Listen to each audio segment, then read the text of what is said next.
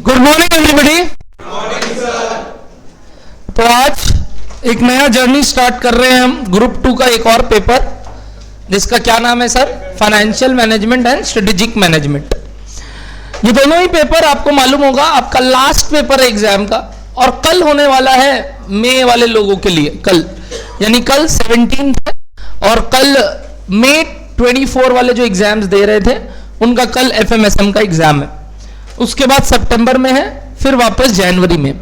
मैं जानता हूं यहाँ जितने लोग बैठे हैं मैक्सिमम लोग जनवरी वाले हैं, बट शायद कई लोग सितंबर के हिसाब से भी बैठे हैं। है कोई तो प्लीज रेज योर हैंड कि सर हमें सितंबर में देना है। एक दो यहाँ बैठे हैं अभी सितंबर वाले। ओके, सितंबर वाले लोग के लिए मैंने ऑलरेडी वीडियो में अनाउंसमेंट कर दिया था कि कैसे क्या कब क्या करना है आप लोग को, और वो सारी बातें आपको ऑलरेडी नोन है। जल्दी आइए प्लीज। और अभी हम लोग जो बात कर, चुप, बातचीत नहीं, यहां ध्यान रखो। अभी जो हम लोग पढ़ने वाले हैं वो क्या है सर? टोटली हम लोग नया सब्जेक्ट पढ़ने वाले हैं जिसमें FMSM is our paper number 6। Very good. और ये जो पेपर होता है ना, इस पेपर के साथ कई खास बातें जो पहले मैं बताना चाहूंगा। मेरे को अपने बारे में बताने का कोई शौक नहीं है, और ना मेरे को लगता है दरकार है वो सब। हमें जो दरकार है हम वो बता देंगे। हाँ, मेरे को आप जान जाओगे क्लासेस के दौरान, और कुछ नहीं। आइए हम बताते हैं आपको पेपर 6 का अहमियत और क्या है इस पेपर 6 में।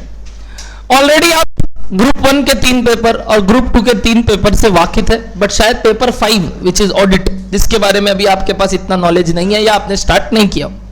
तो ये आपका ग्रुप 2 का सेकेंड पेपर है जो शायद स्टार्ट हो रहा है, विच इज FMNSM। इस पेपर का सबसे खास बात यह है कि यह भी टैक्स जैसे डिस्ट्रीब्यूटेड, मतलब टैक्स जैसे डिस्ट्रीब्यूटेड है सर, 2 पार्ट में गिवन है। तो सर एग्जाम भी क्या 2 पार्ट में होता है? यस। आपको आंसर स्क्रिप्ट कैसे मिलेगा सर? 2 पार्ट में। आपको आंसर स्क्रिप्ट 2 पार्ट में मिलेगा, और आपको FM वाला FM में लिखना है, SM वाला SM में लिखना है। जैसे आपके साथ टैक्स में होगा, टैक्स में भी आपको DT IDT का क्या मिलेगा? 2 पेपर। और DT IDT का आपको 2 पेपर मिलेगा, जिसमें आपको DT का अलग क्वेश्चन आंसर पेपर में लिखना है और IDT का अलग आंसर पेपर, क्योंकि वो दोनों अलग अलग जगह चेकिंग होने जाएगा। IDT का कोई और करेगा, DT का कोई और करेगा। वैसे ही FMSM का चांस है कि ऐसा होगा। सर चांस है अभी भी आप बोल रहे हैं? 99% चांस है, कल पता चल जाएगा। क्योंकि पहले जब FMSM नहीं हुआ करता था, FM ECO हुआ करता था, तब एक ही पेपर था, और उस समय एक ही साथ चेकिंग होने जाता था। बट सिंस अब FMSM कर दिया है, तो 99% चांस है कि वो लोग इसको भी 2 पार्ट में ब्रेक करेगा। तो सर उसके बारे में कब पता चल जाएगा? कल पता चल जाएगा। 99% चांस है 2 पेपर मिलेगा। तो उस तरीके से जब वो 2 पेपर मिलेगा आपको, तो दोनों पेपर में आपको 50 नंबर उधर, 50 नंबर उधर। बाय द वे, क्या सर MCQ इस पेपर में भी है? बिल्कुल। कितने नंबर का है सर? वही 30 नंबर। और वो 30 नंबर का MCQ में आपको मालूम होना चाहिए, अब अगर सेग्रीगेट किया जाए तो 15-15 हिसाब बैठता है, एग्जैक्ट 50-50%, तो एग्जैक्ट 50-50% आता है। तो सर अब ये 15 नंबर कैसे डिस्ट्रीब्यूटेड रहता है? 2 नंबर के 7 क्वेश्चंस रहते हैं, यानी क्या बताइए? 14 मार्क, और 1 मार्क का 1 क्वेश्चन रहेगा MCQ में। ये जो 2 नंबर के 7 क्वेश्चन रहते हैं, उसमें से एक सेट 5 क्वेश्चंस का रहता है, जिसके 10 मार्क्स रहते हैं। जैसे अपना कॉस्ट में भी आएगा, तो एक पूरा 10 नंबर का एक सम्स आएगा, जो अगर आपने पिछले बार वाला पेपर देखा हो, अभी जो मई में गया, उसमें पहला कॉस्ट शीट था, अगला स्टैंडर्ड कॉस्टिंग था, तो वो 10 नंबर का एक सेट है, 2-2-2-2-2 करके। वैसे ही FM में भी एक पूरा सेट आएगा 10 नंबर का, 2-2-2-2-2 करके। 2 क्वेश्चंस रैंडमली कुछ भी पूछ सकते हैं वो लोग 2-2 मार्क का, और 1 क्वेश्चन वो लोग क्या पूछेगा बताइए आपको? 1 मार्क का। ऐसे FM में। Same goes with SM। और SM की बातें हम SM के क्लासेस में करेंगे, बट मैं आपको पेपर पैटर्न एक बार समझा रहा हूं। इसके लिए आपको OMR शीट मिलेगा, जिसमें आपको सर्कल करना है नॉर्मली, जैसे आप पेंसिल से या ब्लैक पेन से करते हैं। ज्यादातर चांस आप पेंसिल से करिएगा। इसके बाद आता है हमारा 35 मार्क्स का FM और 35 मार्क्स का SM। 35 मार्क्स का जो FM बचा, आप खुद सोच सकते हैं, सिर्फ 35 मार्क्स का बचा। अब 35 मार्क्स के लिए कितने ही क्वेश्चंस बन सकते होंगे सर?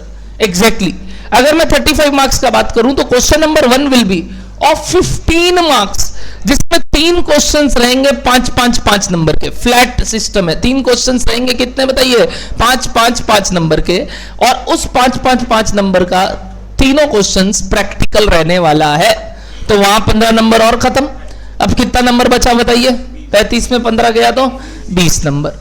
ये 20 नंबर अगेन सेग्रीगेटेड है आपके एफएमएसएम का पेपर के लिए थोड़ा यूनिकली। बाकी पेपर का अलग तरीका था, 14 मार्क्स का सेट था, इधर सेट है 10 नंबर का। कितने का सेट है बताइए, यानी 10 नंबर का एक क्वेश्चन रहेगा। तो ऐसे कितने क्वेश्चन रहने वाले हैं, गलत, 3। एक क्या मिलेगा बताइए, ऑप्शन 3 मिलेगा और 2 करना है आपको।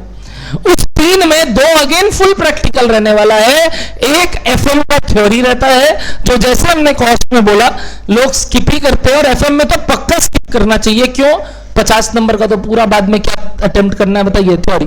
तो हम चाहते नहीं है कि हम एफएम में भी थ्योरी अटेम्प्ट करें, जिससे हमारा मार्क्स थोड़ा सा एग्रीगेट में कम हो जाए। तो हम एफएम को तो पूरा प्रैक्टिकल अप्रोच से ही सीखते हैं, और फिर भी जो वो थ्योरी होता है वो भी ऐसा कोई 30 मार्क खाने वाला थ्योरी नहीं होता, एकदम आराम से करने लायक थ्योरी होता है। अगर आप थोड़ा भी पढ़ के जाएंगे तो कर पाएंगे, बट फिर भी हम प्रैक्टिकल अप्रोच पे ध्यान देंगे। अब सर सोचो, 2 क्वेश्चन 10 नंबर, तो क्या पैटर्न में आ सकता है, या तो 10 नंबर का एक पूरा, या अगेन 5 + 5, या 6 + 6 4। अब अगर 6 + 4 भी पकड़े, 5 + 5 भी पकड़े, कितने सम्स पूछ सकते हैं वो लोग बताइए इस सेट में, 4। मतलब 2 इधर 2 इधर 4। और पहले कितना पूछ लिया, वो क्वेश्चन नंबर 1 कंपलसरी में 3, कितना हो गया 7। कितना हो गया, 4 और 3 कितना हो गया 7। 7 क्वेश्चन मैक्सिमम क्या आ सकता है बताइए, प्रैक्टिकल। यानी 7 या 7 से कम आएगा, जहां तक है 6 आता है, एक 10 नंबर का क्वेश्चन भी देता है। तो अगर 6 क्वेश्चन ही आने हैं तो चैप्टर भी सर कम होने चाहिए, ऐसा बिल्कुल नहीं है। चैप्टर्स कितने हैं सर हमारे सिलेबस में एफएम को लेके, सर हमें बुक नहीं मिला है अभी तक, सब मिल जाएगा, डोंट वरी। ऑनलाइन लाइव सबको सुनाई दिखाई दे रहा था, प्लीज बताएंगे। और जो मैं बात अभी कर रहा हूं प्लीज इस पे ध्यान देंगे। ये है हमारे 9 चैप्टर्स, किसमें बताइए, एफएम, बिना बेसिक्स के 9 चैप्टर। यानी देखा जाए तो 10, क्योंकि हम तो एक क्या कराते हैं बताइए, बेसिक्स, वो भी एक चैप्टर लायक ही है, 6 क्लास का तो वही चला जाता है। तो बेसिक्स अगर बात करें तो बेसिक्स के साथ ये मिला के होते हैं 10 चैप्टर। और आना कितना क्वेश्चन है बताइए, 7। अब 6 से 7 क्वेश्चन में पक्का कुछ तो ये लोग क्या करेगा, बाईपास करने का कोशिश करेगा कि नहीं ये छोड़ देते हैं, ये वाला क्वेश्चन इतना इंपॉर्टेंट नहीं है, ये चैप्टर इतना इंपॉर्टेंट नहीं है, और वो एनालिसिस हम क्लास के दौरान करते रहेंगे। मतलब एफएम में थोड़ा बहुत वाला जो बात है ना, कि पेपर जो है वो बहुत ही प्रेडिक्टेबल रहता है कि अरे यही आना है, यही आएगा पक्का, ये चैप्टर से तो आना ही आना है, तो बहुत ज्यादा प्रेडिक्टेबल रहता है। और तो और आप पेपर साइज से, चैप्टर के साइज से, आप चैप्टर के पेज नंबर से ये भी देख सकते हैं कि जहां की कॉस्ट इतना बड़ा बड़ा था, सम्स इतने सारे थे, बड़े बड़े बुक थे, अकाउंट्स के इतने मोटे मोटे बुक थे, एफएम के उतना मोटा बुक नहीं मिलेगा आपको। क्यों सर, एफएम के सम्स के साइज बहुत छोटे होते हैं, जैसे मैथ्स के सम्स होते थे, सम्स बहुत छोटा बट सॉल्यूशन सर बाप रे बाप करने में हालत खराब हो जाता था। तो वही एफएम का साइज जो होगा ना सम्स का, वो आप जैसे ही मैं आपको बुक्स के पेजेस दिखाऊंगा आप बोलोगे यार जैसे ये 30 क्वेश्चंस का है, बट फिर भी देखो पहले ही पन्ने में 3 क्वेश्चन आ गए। तो अब क्या, size of the questions are very low, उसके कारण आप ये देख सकते हो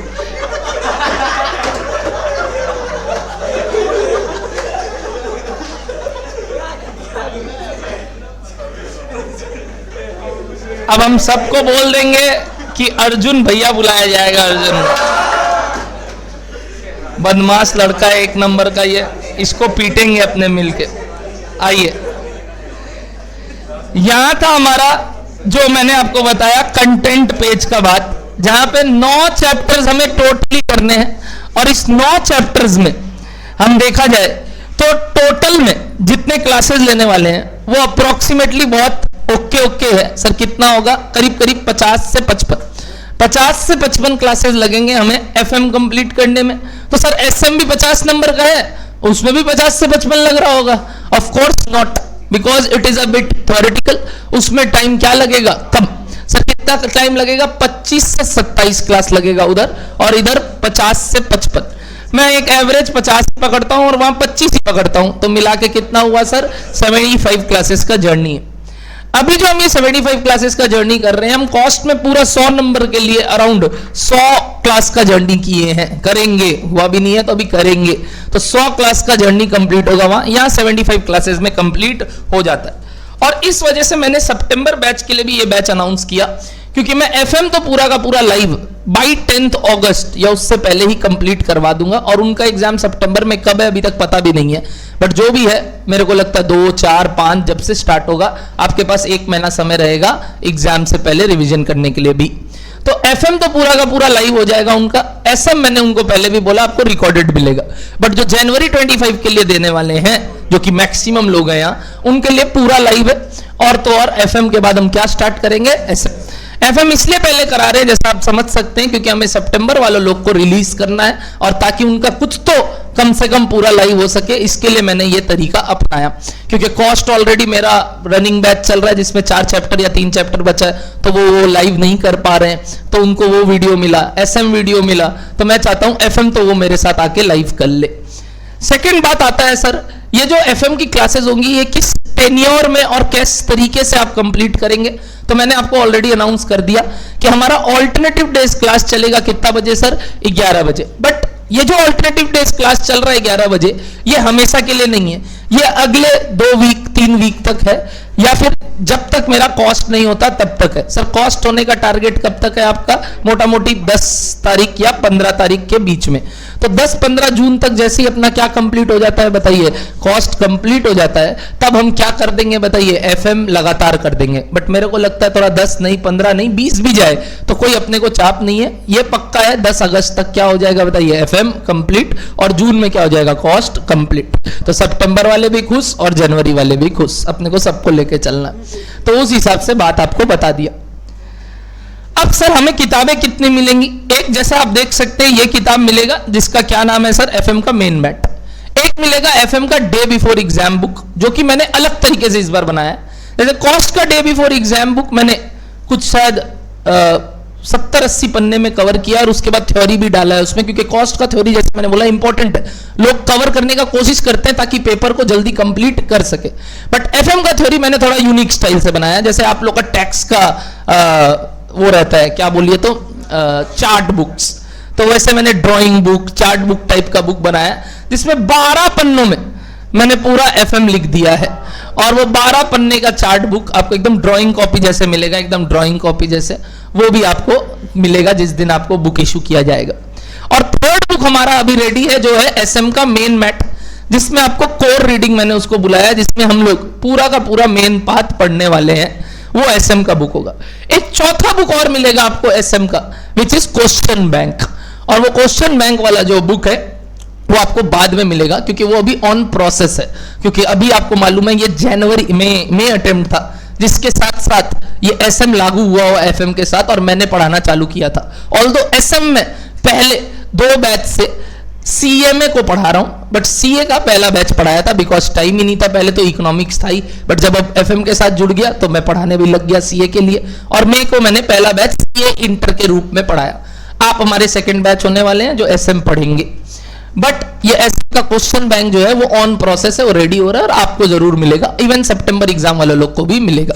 तो वो क्वेश्चन बैंक जैसे मिल जाएगा, आपको क्या करना है सर, जैसे ही हम कोर रीडिंग करते हैं, हम उसका क्वेश्चन बैंक से इंस्टीट्यूट द्वारा जो क्वेश्चन पूछे जाते हैं उसके आंसर्स कैसे प्रेजेंट करें वैसे लिखना। जैसे आपके साथ लॉ में होता है कि आप लॉ का सर के साथ पढ़ाई कर लेते हो, और उसके बाद आप क्या करते हो सर कि एग्जाम में कैसे लिखना, उसके लिए आप आरटीपी, एमटीपी या आपका जो क्वेश्चन बैंक आपको लॉ का मिलता है उससे देख के समझ लेते हो। वही काम आपको यहाँ पे भी मिलेगा। क्या डन है सबको इतना सा बात? तो इस तरीके से हम अपना पूरा जर्नी कवर करने वाले हैं, और ये है एफएम का बात। सर बड़ा लाइट लग रहा है माहौल, और बड़ा आराम से लग रहा है कंप्लीट हो जाएगा, बिल्कुल बड़ा आराम से कंप्लीट हो जाएगा, और टेंशन का कोई बात नहीं है। बड़ा ही लॉजिकल चैप्टर है, सब्जेक्ट है, और सच बताऊं आधा से ज्यादा लोग यहाँ जो बैठे हैं उनको अपना करियर शायद कहीं ना कहीं मन है कि कुछ फाइनेंस में ही बनाना है कि नहीं बताइए? मन में है कहीं, भले ही कुछ नहीं मिले आगे, मतलब फाइनेंस का काम ना मिले, हो सकता है घर का फाइनेंस संभालने मिले कि कल आलू कितने का लाए और प्याज कितने का लाए बता दो, हाउस होल्ड फाइनेंस। बट फिर भी फाइनेंस सीखने का तो इच्छा है सर, और चाहते भी यही है कि आगे जाके जब लाइफ में हम कुछ करें तो हम कुछ फाइनेंस रिलेटेड करें, ऑफ कोर्स। और ये एक फ्लेवर है जो कि आपको देगा अल्टीमेटली फाइनेंस के रूप में पूरा समझने के लिए। जैसे कई लोग यहां बैठे थे बाय डिफॉल्ट सीए करने, मतलब CA was not our option sir, CA was given us by default. हमारा तो मन था एमबीए करने का, हमारा तो मन था सीएफए करने का, हमारा तो मन था एफआरएम करने का। वो तो झक मार के माँ बाप बोले कि कुछ क्या करोगे और सीए ही पढ़ लो, तो सीए में चले गए।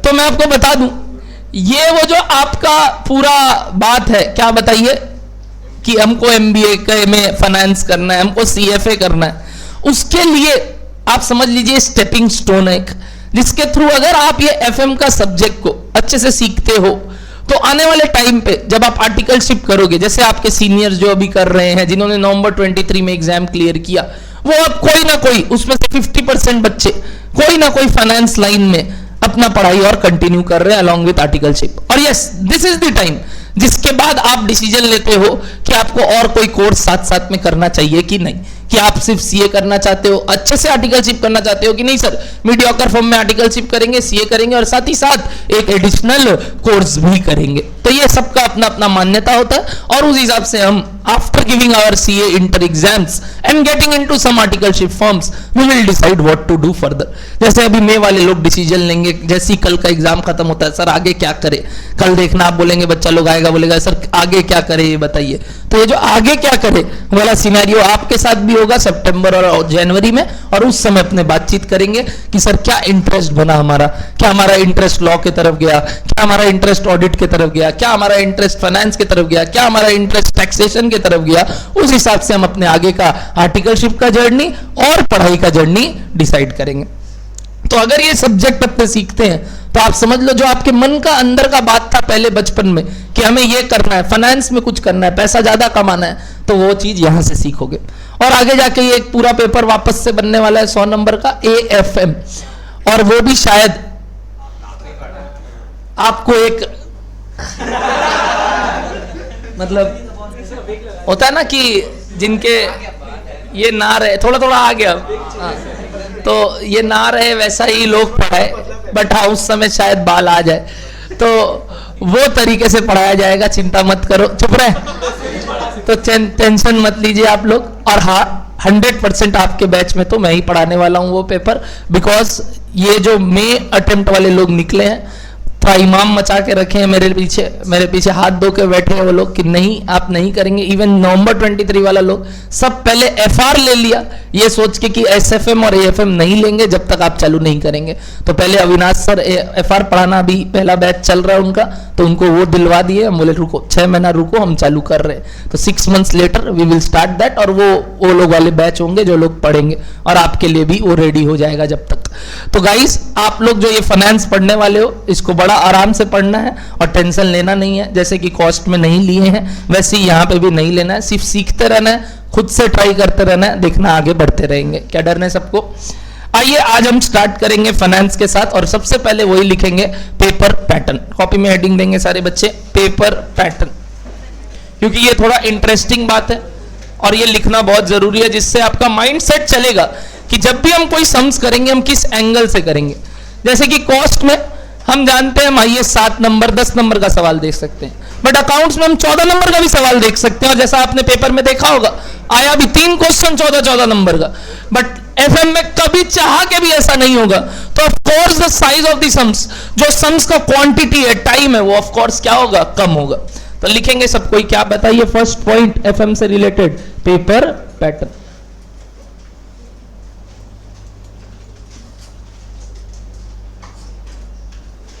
लिखिए पार्ट ए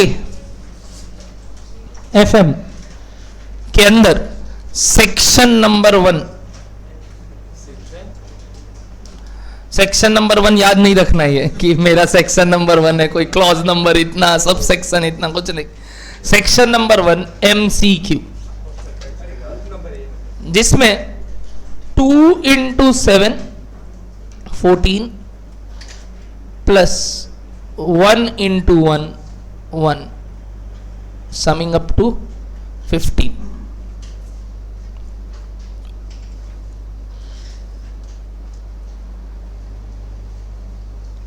डन है एवरीबॉडी? बच्चे पूछ रहे हैं बाल क्यों हटवाए, बोले ना एफएम पढ़ा रहे हैं तो एफएम जैसा लगना होगा कि नहीं?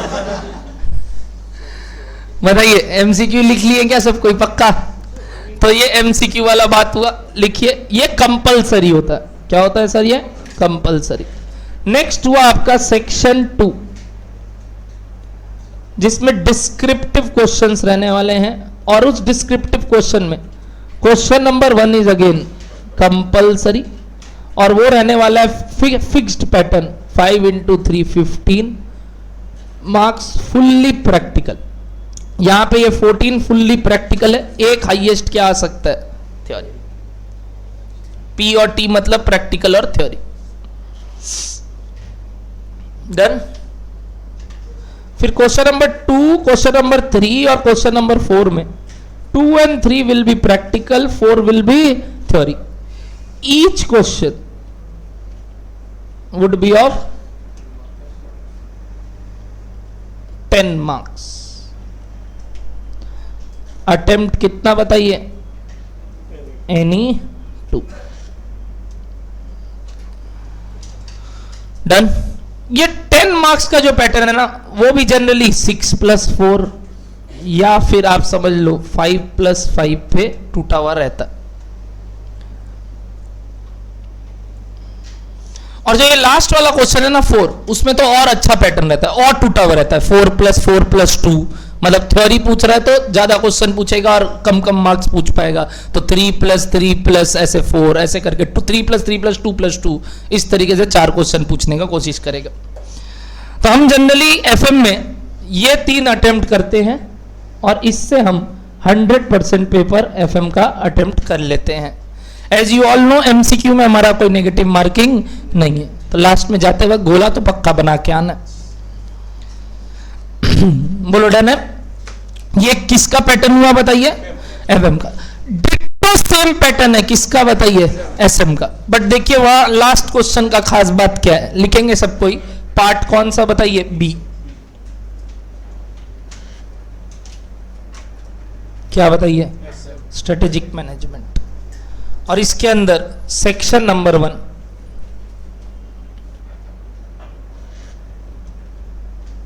लिखेंगे सारे बच्चे एमसीक्यू, कंपलसरी, सेम पैटर्न। क्या बताइए? 7 into 2 14, 1 into 1 1, टोटल 15। एकदम same pattern. Again question number 1 is compulsory, जो कि सेक्शन 2 में आता है, और ये आपका डिस्क्रिप्टिव वाला पार्ट है, जिसमें आपका रहने वाला है 5 into 3 15, जिसमें मिक्स्ड क्वेश्चन रहते हैं। सर मिक्स्ड मतलब sir case scenario and direct, मतलब सर कुछ आपको केस सिनेरियो टाइप क्वेश्चन बोल देगा और कुछ डायरेक्ट। केस सिनेरियो ऐसा कुछ तगड़ा केस सिनेरियो नहीं होता। केस सिनेरियो का मतलब वही होता है, कहानी पहले लिखा हुआ रहेगा, अल्टीमेटली लिखना तो वही सब बात है जो डायरेक्ट क्वेश्चन में, बस कहानी से समझना अच्छा इस क्वेश्चन में ये मांगा है। क्या डन है सबको इतना सा बात? क्वेश्चन नंबर 2/3/4 इस बार इसलिए साथ में लिख रहा हूं क्योंकि इनका पैटर्न डिट्टो सेम है ऑलवेज, 5+5 ईच, पक्का। यहां कोई और पैटर्न नहीं है। मतलब हर एक क्वेश्चन 10 नंबर वाला कितने में टूटा हुआ है बताइए? 5+5 5+5 5+5, जिसमें आपको कितना अटेम्प्ट करना है सर? एनी 2। तो यहां भी हमें सिर्फ 7 थ्योरी क्वेश्चंस लिखने हैं, सिर्फ 7। और चैप्टर्स कितने हैं सर एफएम में? 5, एसएम में 5 चैप्टर से 7 क्वेश्चंस। तो ऑफ कोर्स वेटेज वैसा ही है। अगर 5 क्वेश्चन है 50 नंबर है, अराउंड 10 नंबर हर चैप्टर, और 10 नंबर भी नहीं तो सर ज्यादा है, एक क्वेश्चन तो एक्स्ट्रा है तो 12 नंबर हर चैप्टर। तो कुछ एमसीक्यू आएंगे, कुछ उससे डायरेक्ट आएंगे। तो वैसे करके अगर देखा जाए तो हमें 7 क्वेश्चंस अटेम्प्ट करने हैं और वहां आराम से। जैसे आज ही मेरे से सुबह सुबह बात हो रहा था, एक बच्चे का 9:30 बजे फोन आया कि सर सिलेबस तो लग रहा है कंप्लीट हो जाएगा, बट एसएम का जो लास्ट वाला चैप्टर है ना वो थोड़ा कम याद हो पा रहा है, तो क्या छोड़ दे? तो मैंने उनको यही बोला एक बार रीड करके चला जा, क्योंकि ऐसे भी तुम बिना वो किए भी क्या कर सकता है बता? पेपर अटेम्प्ट कर सकता है, हाईएस्ट तेरा 3-4 नंबर का छूटेगा। तो वो भी ठीक है, देख लेंगे, कुछ रीड किया हुआ वैसे याद आ जाए तो, क्योंकि लास्ट मोमेंट में अगर तुम डर रहे हो और तुमको लग रहा है उसके वजह से तुम्हारा टाइम वेस्ट होगा, तो अब भूल जाओ कि वैसा कोई सिलेबस में है। पहले पढ़ के रखा था बट बोला सर अभी थोड़ा डर लग रहा है उस चैप्टर को लेके, तो मैं बोला उसको थोड़ा लाइट ले ले, रीड कर लेना लास्ट डे सुबह सुबह जाते वक्त, अगर लगे कि कुछ पढ़ा हुआ याद आ गया लिख लेंगे, नहीं आया तो छोड़ देंगे, 4 नंबर का छूटेगा, 5 नंबर का छूटेगा, 95 नंबर तो फिर भी अटेम्प्ट हो जाएगा। सर क्या इस पेपर में भी समय का क्रंच होगा? क्या लगता है पेपर पैटर्न देख के? चलिए आप लोग तो बहुत एनालिसिस करना जानते हैं, क्या इस पेपर में समय का क्रंच होगा? सच बताऊं तो बिल्कुल भी नहीं। क्यों पता है? ये एक लौता पेपर है जो बहुत जल्दी कंप्लीट होगा, जस्ट बिकॉज एफएम के सम्स बहुत छोटे होते हैं, ज्यादा बड़ा पढ़ने में भी नहीं और ज्यादा बड़ा लिखने में भी नहीं। जबकि कॉस्ट और अकाउंट्स के साथ प्रॉब्लम क्या था पता है? था तो प्रैक्टिकल, बट एक ही क्वेश्चन 2.5 पन्ना, 2 पन्ना, 1.5 पन्ना तक चले जाता था, जिसके वजह से पहले तो पढ़ के ये समझना कि बाप रे बाप लिखे क्या, डेटा क्या इकट्ठा करे, सम्स कैसे करे, वो एक प्रॉब्लम था। एफएम के क्वेश्चंस ही बहुत छोटे छोटे होते हैं और एकदम डायरेक्ट रहते हैं, जिसमें अपने को ज्यादा लोड लेने का नहीं होता। तो जनरली ये जो एफएम का पेपर होता है ना, वो बच्चा लोग करीब करीब 1 घंटे से 1 घंटा 15 मिनट में कंप्लीट कर लेते हैं। जैसे कल होगा तो मैं आपको बता दूंगा कि हाँ ऐसा ही हुआ। और फिर एसएम के लिए उनके पास बचता है 2 घंटा से 1 आवर 45 मिनट्स, जिसमें कितना ही लिख लेंगे, क्योंकि 35 नंबर ही तो लिखना है, बाकी तो 15 क्या है बताइए, एमसीक्यू। 35 नंबर के लिए तो सिर्फ लिखना है, वो भी लिखने में वो लोग 1 घंटा लगा देंगे। तो पेपर में काफी टाइम बचता है एफएमएसएम में। यानी एफएमएसएम अगर आप स्लोली करते हैं, आराम से करते हैं, कोई हड़बड़ी नहीं दिखाते हैं, तो भी हो जाता है। बट कॉस्टिंग और अकाउंट्स में यही थोड़ा दिक्कत होता है, पेपर छूटता है अगर हम थ्योरी अटेम्प्ट नहीं करते हैं, हम शुरू में टाइम लगा देते हैं सम्स करने में तो। बट एफएमएसएम में ये कोई दिक्कत नहीं आएगा। बट डिसएडवांटेज क्या है इस पेपर का? Anybody? Very good, very good. Analysis करिए आज तक आपके साथ क्या हुआ है। आपने अभी तक एक प्रोफेशनल एग्जाम दिया है सीए फाउंडेशन, जिसमें आपको मालूम है था तो सबसे आसान इकोनॉमिक्स का पेपर, बट वो लास्ट रहता है ना, तो वो जो इज्जत है ना एग्जाम का, वो ऑलमोस्ट खत्म हो चुका होता है। एग्जाम वाले दिन सुबह सुबह तो इच्छा ही नहीं करता कि और कुछ पढ़े, और बस अब टाइम देखते हैं कि कब वो 4 बजे 2 का 4 हो और भागे बस यहां से, है कि नहीं बताइए? This is the problem with this paper. और सिंस फाउंडेशन तो चलो 4 ही पेपर था, यहाँ 6 पेपर है, और जो दोनों ग्रुप देने वाले हैं वो क्या होता है ना, वो बहुत एग्जॉस्ट हो चुके होते हैं आफ्टर गिविंग देयर 5 पेपर्स, और वो भी इससे पहले ऑडिट देने के बाद तो शरीर का जितना जान रहता है, जितना जान मतलब होता है ना, शरीर के अंदर जितने सेल्स थे जो काम कर रहे थे पढ़ाई को लेके, सबका दम खत्म हो चुका होता है। और फिर इस पेपर के लिए लगता है अरे यार ये तो ऐसे ही आता है, देख लेंगे जैसे होता है, मतलब होता है ना, एक लाइटनेस आ जाता है। इस वजह से पहले जब 8 पेपर भी हुआ करता था, ये पेपर क्या था? आखिरी पेपर, जिसमें सबसे ज्यादा मार्क्स आना चाहिए, उसमें एक एवरेज मार्क्स आके रह जाता है। नॉट बिकॉज ये पेपर टफ है, बिकॉज ये पेपर लास्ट है। कॉस्ट में लोग इससे ज्यादा ले आते हैं, एफएमईको में लोग कम लाते थे, जबकि क्लासेस में आप पूछोगे ना पिछले वाले बैच में, सब यही बोलेगा एफएम में ज्यादा कॉन्फिडेंट थे, कॉस्ट में थोड़ा कम कॉन्फिडेंट थे, अकाउंट्स में थोड़ा कम कॉन्फिडेंट थे। बट मार्क्स अकाउंट्स और कॉस्ट में ज्यादा आ जाता है, एफएम में उससे 5-7 नंबर कम ही आता है। इसका रीजन एक ही है कि ये पेपर कहां होता है बताइए? लास्ट। तो देखो ये ह्यूमन साइकोलॉजी है और इसको बदलना मेरे हाथ में नहीं है, but I will always suggest you कि आप हमेशा पूरा 100% दे के पढ़ाई कीजिए। और वही मैंने कल से जो हम लोग क्लासेस में और प्लस टेलीग्राम ग्रुप्स में, यूट्यूब में सिर्फ यही बात बोलते हैं कि कैसे अब ये 1.5 दिन में पढ़ना है, वो सारी बातें भी आपको सिखाई जाएंगी। तो पैनिक नहीं करना है, आपके साथ हम लोग लास्ट तक है, और उस वजह से आप लोग को ये सारी बातें एकदम आराम से क्लियर रहेंगी। अब बात आया सर, पेपर पैटर्न तो समझ में आ गया और आपका पढ़ाने वाला तरीका भी समझ में आ गया कि आप इस तरीके से क्लासेस लोगे, आप इतने क्लासेस कवर करोगे। तो सर आप स्टार्ट कैसे करने वाले हो और आप हमें फाइनेंस के बारे में क्या बताने वाले हो? तो सबसे पहले ये फाइनेंशियल मैनेजमेंट क्या होता है वो सीखेंगे, और उसके बाद इससे रिलेटेड जो भी बेसिक कंसेप्ट्स हमें लगेगा बिफोर स्टार्टिंग एनी चैप्टर, वो हम स्टार्ट करेंगे। तो आज कॉपी में हेडिंग क्या देंगे सर? Basic concepts. क्या हेडिंग देंगे सर? Basic concepts. बिना ये किए हम एफएम में आगे नहीं बढ़ सकते। सर याद आ रहा है आप क्या पढ़ाने वाले हो? शायद आप हम लोग को बचपन का जो वो टाइम वैल्यू ऑफ मनी है वो पढ़ाने वाले हो। वो भी आएगा, बट वो तो सिर्फ 2 क्लास है। तो सर बाकी का क्या है? बाकी असली फाइनेंस समझना है। जैसा मैंने बोला आपका सबका मन था फाइनेंस में जाने का, तो बता दूं फाइनेंस का काम किस तरीके से सोचा जाता है। आइए बताता हूं आपको एक सबसे पहले बड़ा ही आसान सा बात कि एक कोई भी कंपनी में there are 3 levels of department, lower, middle और टॉप। जानते हो आप एक सीए बन गए, एक जोरदार ताली आप लोग के लिए, बताइए। बन, मान लो ठीक है, ताली बजाए हो ना पक्का, तो वरना तो फिर मन में खोट है कि हम बनेंगे कि नहीं, ठीक है ना। तो अब तो सर ये तो वो लग रहा है वाला मैसेज जो नहीं आता था, अगर ये नहीं किया तो ये शायद उस दिन ताली नहीं बजाए थे इसलिए आज तक सीए नहीं बन रहे, सब मन में आएगा, इसलिए बोल रहे बजा लेना। अब अभी तक नहीं बजाए तो नीचे से थोड़ा थोड़ा कर लेना कि हाँ ठीक है। तो बताइए ये जो सीए बनने का बात मैंने बोला, मान लो अपने सीए बन गए, अगर अपने सीए बन गए तो आपको क्या लगता है आपको किस लेवल पे जॉब मिल सकता है, या आपको क्या लगता है आपको कहां जाने का इच्छा है? जाना तो सीधा टॉप है, जाना तो टॉप में जाने से मजा ही कुछ और।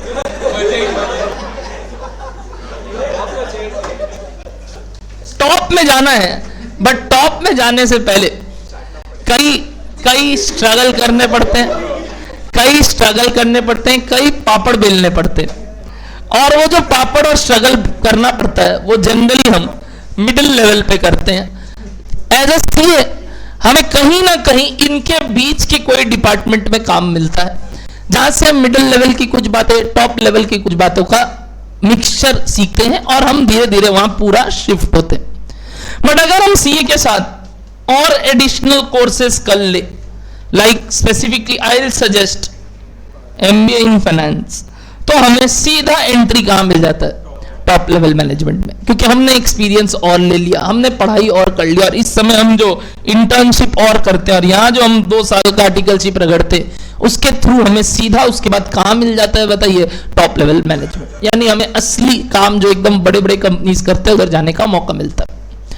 एक सीए का पैकेज जो कि करीब 12 से 15 लाख रहता है स्टार्टिंग फ्रेशर के लिए, वो फ्लैट का फ्लैट आपका अराउंड 25 लाख तक पहुंच जाएगा, यानी डबल हो जाएगा अगर आप क्या कर लेते हो बताओ? एक और course. Sir but this requires time, this requires resources, this requires your again very much dedication, जो ऑलरेडी सर हमने 4-5 साल घसा, फिर आप बोल रहे हो 2 साल और पढ़ने, तो वो थोड़ा सा हमारे लिए दिक्कत हो जाता है। सर अगर हम ये 2 साल ना पढ़े और हम ये 25 लाख अभी फॉरगो कर दे तो क्या दिक्कत है? कोई दिक्कत नहीं है। क्या ये 15 को अपने 25 बना लेंगे 3 साल में? बिल्कुल। इंक्रीमेंट, ग्रोथ, स्विच ओवर्स, अच्छा काम करके ऑटोमेटिक ये क्या बन जाएगा बताइए? आने वाले 3 साल में 25 से 30, 40 बनते ही रहेगा। तो वो जो अपॉर्चुनिटी कॉस्ट लॉस्ट है ना, जो कि अपने कॉस्ट पे भी सुनते हैं, अपॉर्चुनिटी कॉस्ट लॉस्ट है ना, ये जो 2 महीने का 2 साल का मेहनत, वो नहीं भी करेंगे तो ऐसा कुछ नहीं है। अगर काम अच्छे से कर लेंगे तो ओनली सीए कोई पीछे नहीं है। यानी मैं ये बोलना चाह रहा हूं कि there are 2 ways to get into top level management. एक, by getting into middle level management, working a lot and understanding and giving your efforts to the company so that they switch you over to top level management as soon as possible, or doing one another course so that you can directly get into top level management। यही जैसा मैंने बोला लोगों का 2 psychology होता है पढ़ाई करने का।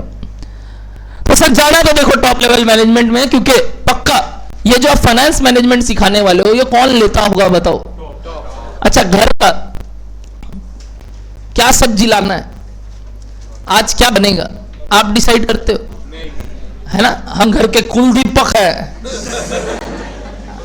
वो थप्पड़ मारेंगी। एक मम्मी का था ना, एक बच्चा छोटा सा मोटा सा बोलता है हम भी घर के कुलदीपक है, 10 करोड़ रुपया चाहिए हमें, एक थप्पड़, बड़ा अच्छा बाजार तो दे दो। तो बोलता है क्या कुलदीपक है, कुलदीपक है जो भी है तुम चुप रहो, अभी तुमको कुछ समझ में तो आता नहीं है, ये करना है वो करना है। तो वो सब चीज का डिसीजन कौन लेते हैं घर में? सर वो हाउस होल्ड के मम्मी लेते हैं। अच्छा, बड़े बड़े डिसीजन सर, घर में गाड़ी क्या आएगा, घर कहाँ लेंगे, और सर वो एसी कहाँ से मंगवाना है, एसी कौन सा लाना है, ये सब जो इन्वेस्टमेंट और का काम होता है। अच्छा, धंधा क्या करना है, धंधे में किससे परचेज करना है, किनको माल बेचना है, तुम लेते हो? हाँ, तुम जाते हो? पापा पता है तुमको सिर्फ टिफिन बॉय की तरह रखते हैं कि सुनो ना, आज हम टिफिन ले जाना भूल गए थे, उसको बोल देना तो टिफिन ले आएगा। और जैसे ही अपने दुकान में टिफिन लेने जाते हैं, देने जाते हैं, तो अपने जैसे टिफिन रखते सोचे इज्जत से बैठाएंगे पापा लोग, क्या हुआ, हो गया, जाओ अब, बैठा क्या है यहाँ। बोलो अरे हाँ यार जाना पड़ेगा, ये तो सही बात बोल रहे। बोला यार बैठना है तो बोलो, 2 काम भी है, कैंची से काटना है, वाला काटेगा। हम बोला नहीं नहीं जा रहा है, हम घर जा रहा है ना। मेरे साथ हुआ है छोटे में, तो हम बता रहे हैं आपको जो जो कष्ट हम सहे में जब हम छोटे थे। तो पापा यही दुकान जाते थे, तो अपने सिर्फ वो टिफिन बॉय की तरह काम आते कि यार टिफिन ले जाना भूल गए पापा, तो टिफिन दे के आना होगा दुकान। तो उस तरीके से जो मैं बात आपको समझाना चाह रहा हूँ, यही बोलना चाह रहा हूँ कि अभी तो हमारा कोई लेवल नहीं है क्या डिसीजन लेने का, बताइए, कोई भी फाइनेंशियल मैनेजमेंट का डिसीजन लेने का। ऑफ कोर्स वो किसके हाथ में होता है बताइए, टॉप लेवल मैनेजमेंट। तो सर ऐसा क्या करते हैं वो डिसीजन जो सिर्फ टॉप लेवल मैनेजमेंट ले सकते हैं? क्योंकि वो अगर कोई डिसीजन में ऊंच नीच कर दे तो क्या पूरा घर गृहस्थी खराब हो सकता है, पूरा बिजनेस धाए धाए रह सकता है, क्या पूरा पैसे बर्बाद हो सकते हैं? यस। तो अब इन सब चीज को सीखना हमारे लिए बहुत इंपॉर्टेंट है। अच्छा, आप क्या अपना पॉकेट मनी मैनेज करते हो? सर पॉकेट मनी ये क्या होता है? हम लोग को तो सुबह 20 रुपया मिलता है, बोलता चला लो दिन। ऐसा हुआ है तुम्हारे साथ? 20 रुपया तो नहीं मिलता होगा, ऐसा तो मम्मी लोग नहीं करती होंगी।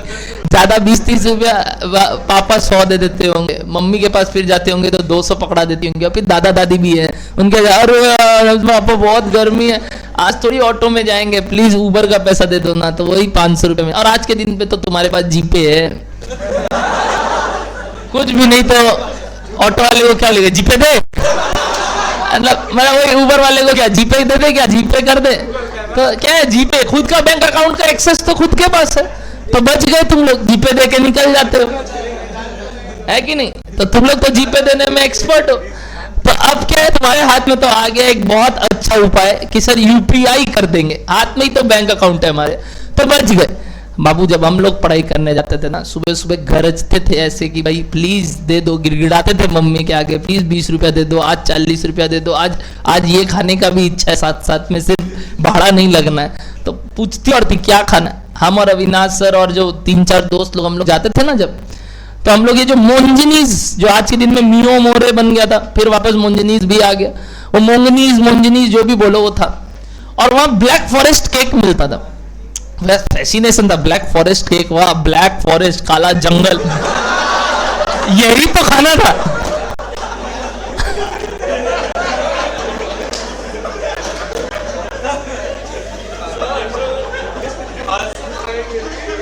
अब सोचो उस समय अविनाश भैया ऐसे थे, उस समय हम नहीं, अविनाश भैया भाई ब्लैक फॉरेस्ट खाना है भाई, ब्लैक फॉरेस्ट, हम बोला ठीक है, व्हाइट फॉरेस्ट तब तक आया नहीं था, तो ब्लैक फॉरेस्ट खाने लगा, चलो चलो ब्लैक फॉरेस्ट खाएंगे। उस समय में याद है वो ब्लैक फॉरेस्ट कुछ 13 रुपया करके एक पीस आता था, 2011 का बात बता रहा हूँ, 2011 या 10 का बात बता रहा हूँ, 10 और 11 के बीच का 13 रुपया करके एक पीस आता था। और वो एक पीस भी हम लोग 3 से 4 दोस्त लोग शेयर करके खरीदते थे कि सबके पांति कुछ 3.5 रुपया या 3.25 है। अच्छा उस समय 25 पैसा और 25 पैसा चलता था, ऑटो का भाड़ा भी हमारा 6 रुपया 25 पैसा लगता था, फ्रॉम उल्टा टांगा टू मान लो शोभा बाजार जाना है तो, मतलब मेट्रो पकड़ने, ठीक है ना, तो वो पूरा 6.25 लगता था, ऐसा भाड़ा लगता था। तो ये जो 6 रुपया 25 पैसा लगता था, वैसे केक का हिसाब भी होता था ना, तो एकदम वैसे ही बंटवारा होता था कि भाई तेरा आज 3 रुपया 25 पैसा लगा है, तेरा ये लगा, तेरा ये लगा, इकट्ठा करते थे और दे देते थे उसको। मतलब ये स्ट्रगल था हमारे टाइम में कि भाई 20 रुपया मिला है, कैसे उसको चलाना है पूरे दिन में। तो ये जो प्रॉब्लम हमने फाइनेंस सीखते हुए किया, हम छोटे रूप में करते हैं 20-30 रुपया 40 रुपया, तुम आजकल 100, 200, 500, 1000, 2000, क्योंकि कैफे वैफे में जाते हो आप लोग तो ये छोटा मोटा कहाँ दुकान में जाओगे, तो 1000, 2000, 3000 का हिसाब रखते हो आप, और वही पापा लोग लाखों करोड़ों का हिसाब संभालते।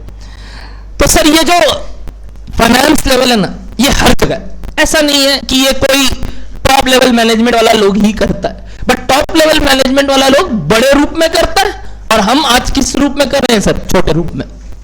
चलिए मान लेते हैं आप भी आज ही इस क्लास में आने के लिए सुबह सुबह सबसे पहले डिसाइड किए होंगे कि कैसे जाना है। करेक्ट? कितने लोग यहां मेट्रो से आए हैं?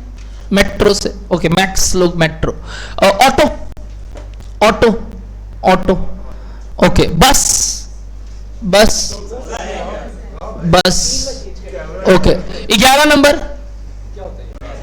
पैदल 11 नंबर पैदल, पैदल बगल में ही रहते हैं सर हम तो पैदल ही आ जाते हैं। हाँ बोला मेट्रो से चढ़ के यहाँ तक आए ना, मजाक है क्या, कोई थोड़ी आया था गोदी लेके ले जा रहे। हाँ, पैदल आए। तो उस तरीके से कोई ना कोई अपना ट्रांसपोर्टेशन मीडिया से आया। रईस ज्यादा नहीं पूछा अभी तक मैंने, उबर ओला अ पर्सनल कार और बाइक, हाथ ऊपर करो, झूठ नहीं। एक आया गाड़ी वाला, एक तो बाइक वाली आई, एक बाइक और एक गाड़ी, और कोई उबर ओला किससे, बाइक, और कोई बाइक उबर ओला, एनीबडी नहीं, ठीक है। तो मतलब ठीक है कम ही लोग हैं। तो ये जो टोटल बात मैंने बताया कि ये जो सब लोग अलग अलग ट्रांसपोर्टेशन मीडिया से आए हैं, तो सुबह सुबह आपने जब डिसाइड किया कि हम इस मोड से जाएंगे, क्या उससे पहले हम अपने पापा मम्मी से पैसा मांगते हैं कि आज इतना रुपया लगेगा, है कि नहीं, कि इतना रुपया लगेगा, ये रुपया लगेगा तो प्लीज इतना दे दीजिए, आज ये खर्चा होने वाला है, या जो भी हम खर्चा करते हैं हम सुबह सुबह मम्मी पापा से मांगते हैं। चलो आज के डेट पे आप मांगते नहीं होंगे, आपके पास पहले से होता होगा, बट हम लोग जैसे बोलते हैं मांगते हैं। ये छोटे वाले रूप का बात हुआ। वैसे जब धंधा करने जाओगे, मान लो आप बिजनेस का कुछ सोच रहे हो, एनीबडी यहाँ जिनके जिनके पापा का बिजनेस है, बिजनेस वाले, बिजनेस ओके, और कितने इनके पापा सर्विस में, प्रोफेशनल या सर्विस, ओके। तो जिनके जिनके पापा बिजनेस नहीं, करो वापस से हाथ ऊपर करना, बिजनेस वाले, बिजनेस क्या चीज का बिजनेस है पापा का, होलसेल किस चीज का, कॉस्मेटिक्स का। और कौन कौन थे, हाथ ऊपर रखो एक बार प्लीज। अरे वो बताना चाहता है, भूपेंद्र बोल। इडली डोसा, किराना का दुकान, कहां पे, भर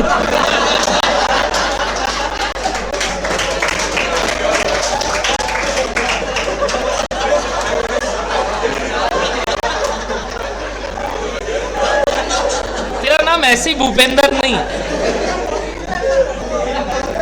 क्या भूपेंद्र ही तो नाम है ना, भूपेंद्र, भोगिंदर, कहाँ कहाँ, अरे वाह,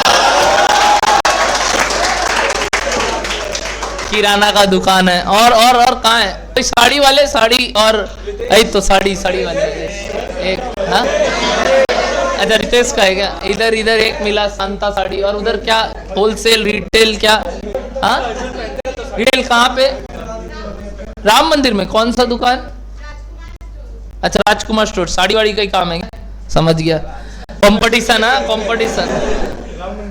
तो सुनिएगा, ये जो प्रॉपर आपने सारा धंधा बोला, ऐसी मान लो आप भी आज के दिन कुछ धंधा चालू करना चाहते हैं, और मान लेते हैं मैडम का ही जो पापा धंधा कर रहे हैं, कंपटीशन खड़ा करते हैं इनके आगे, क्योंकि पहले इनका सुना, मेरे को तो ऐसी रैंडम एग्जांपल आया, पिछले बैच में मैंने कुछ और लिया था, तिरपाल का एग्जांपल लिया था, मेरे को याद है। आप जानते भी हो तिरपाल क्या होता है, एनीबडी जानते हैं तिरपाल क्या होता है, चलो बढ़िया बात है। तो मैं इनका पापा वाला का एग्जांपल लेता हूं। मान लेते हैं आज के दिन हमने भी सोचा कि हम एक कॉस्मेटिक का बिजनेस करना चाहते हैं, होलसेल लेवल पे हम कॉस्मेटिक का डिस्ट्रीब्यूटरशिप लेके हम चीजों को रिटेल तक पहुंचाएंगे। किस चीज का डिस्ट्रीब्यूटरशिप है, कौन सा कंपनी किसका, लैक्मे, और वो तो एक पता है तुमको जो तुम लगाती है, और हाँ मेलिन, और ज्यादा नहीं बता, कभी देखे। अबे कॉस्मेटिक का होके नहीं जानती है, तुमको तो सारा जाके उठा लेना चाहिए, ये भी दे दो, ये भी दे दो, ये भी दे दो हमको, है कि नहीं।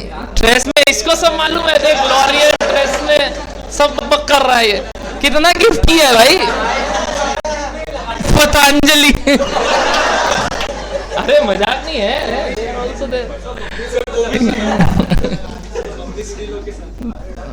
सही बात है, बहुत अच्छा है वेदांत, बहुत अच्छा लड़का है, सब समझता है, चलिए बहुत गिफ्ट्स देता है वो। तो अभी किसका धंधा चालू किया, बात बता दीजिए, तो कॉस्मेटिक्स का। ये कॉस्मेटिक्स का धंधा चालू किए, क्या चाहिए धंधा स्टार्ट करने के लिए बताइए, पैसा। मान लो तुम चालू कर रहे हो आज के डेट पे, तुमको कौन पैसा देगा, नहीं बैंक, बैंक नहीं देगा, तो क्यों बैंक क्यों नहीं देगा, बैंक पहले तो बैलेंस शीट देखेगा तुम्हारा, वो देखेगा, ये तो आईटीआर ही नहीं बता, इसका क्या। तो तुमको क्या लगता है, चेहरा देख के देगा पैसा, तब तो और ही नहीं होगा। अगर चेहरा दिखा दिए तो बोलेगा इसको तो पैसा नहीं देना है। हाईएस्ट बैलेंस शीट देखेगा, तब फिर भी हो सकता है चांस है मिलने का, चेहरा दिखा दिए ना कि हम पैसा मांग रहे हैं, उसको चेहरा देख के लगा ये देने वाला नहीं है वापस। तो वही चीज है सर, पैसा बैंक तो देने वाला नहीं है हमें। सेकंड बात आया सर, शार्क टैंक चले जाएंगे। तुम जानते हो वहां वो लोग कैसे डुगलापन निकालता है, वो तो तुमको एक मिनट में तुम्हारा पानी निकाल देगा अगर तुम ठीक से सब चीज नहीं बता सकते। हाँ, तो वो जो पूरा आप सोचोगे कि सर आप लोग कब काम आओगे, सुने आप लोग के पास भी पैसा है, इन्वेस्ट करना चाहेंगे आप हमारे बिजनेस में। लास्ट बैच में एक बच्चा लास्ट में हमको एक वो पिच करके गया और वो कल आएगा एग्जाम के बाद, उसका इसका बिजनेस प्रपोजल सुनना है भव्य, और उसको उस हिसाब से पैसा देना भी है कि अगला अच्छा बिजनेस प्रपोजल मेरे आगे रखा है और उसको हमको पैसा देना। आप लोग ध्यान से सुन रहे हैं? अच्छा, कल आएगा वो, जहाँ तक एग्जाम खत्म करके मैं आपको मिलाऊंगा। अनूप रॉय नाम है उसका, अच्छा बिजनेस स्टार्ट कर रहा है वो इंपोर्ट एक्सपोर्ट का काम चालू करेगा और रशिया से कुछ मंगाएगा और यहाँ पे कुछ सेल करने का सोचा। तो वो बोला मेरे बहुत कस्टमर रेंज है सर ऑलरेडी, क्या आप इन्वेस्ट करना चाहेंगे मेरे बिजनेस पे? तो मैंने उसका पूरा बिजनेस प्रपोजल सुना और हम रेडी है उस पर इन्वेस्टमेंट के लिए, क्योंकि उसके बाद वो हमको कई कूपन्स देगा जिसके थ्रू मेरे पास काफी मैं बताऊंगा, सब समझाऊंगा आपको वो बिजनेस क्या है। तो वैसे ही कॉस्मेटिक का बिजनेस चालू करने के लिए बताइए पैसा मांगने जाएंगे?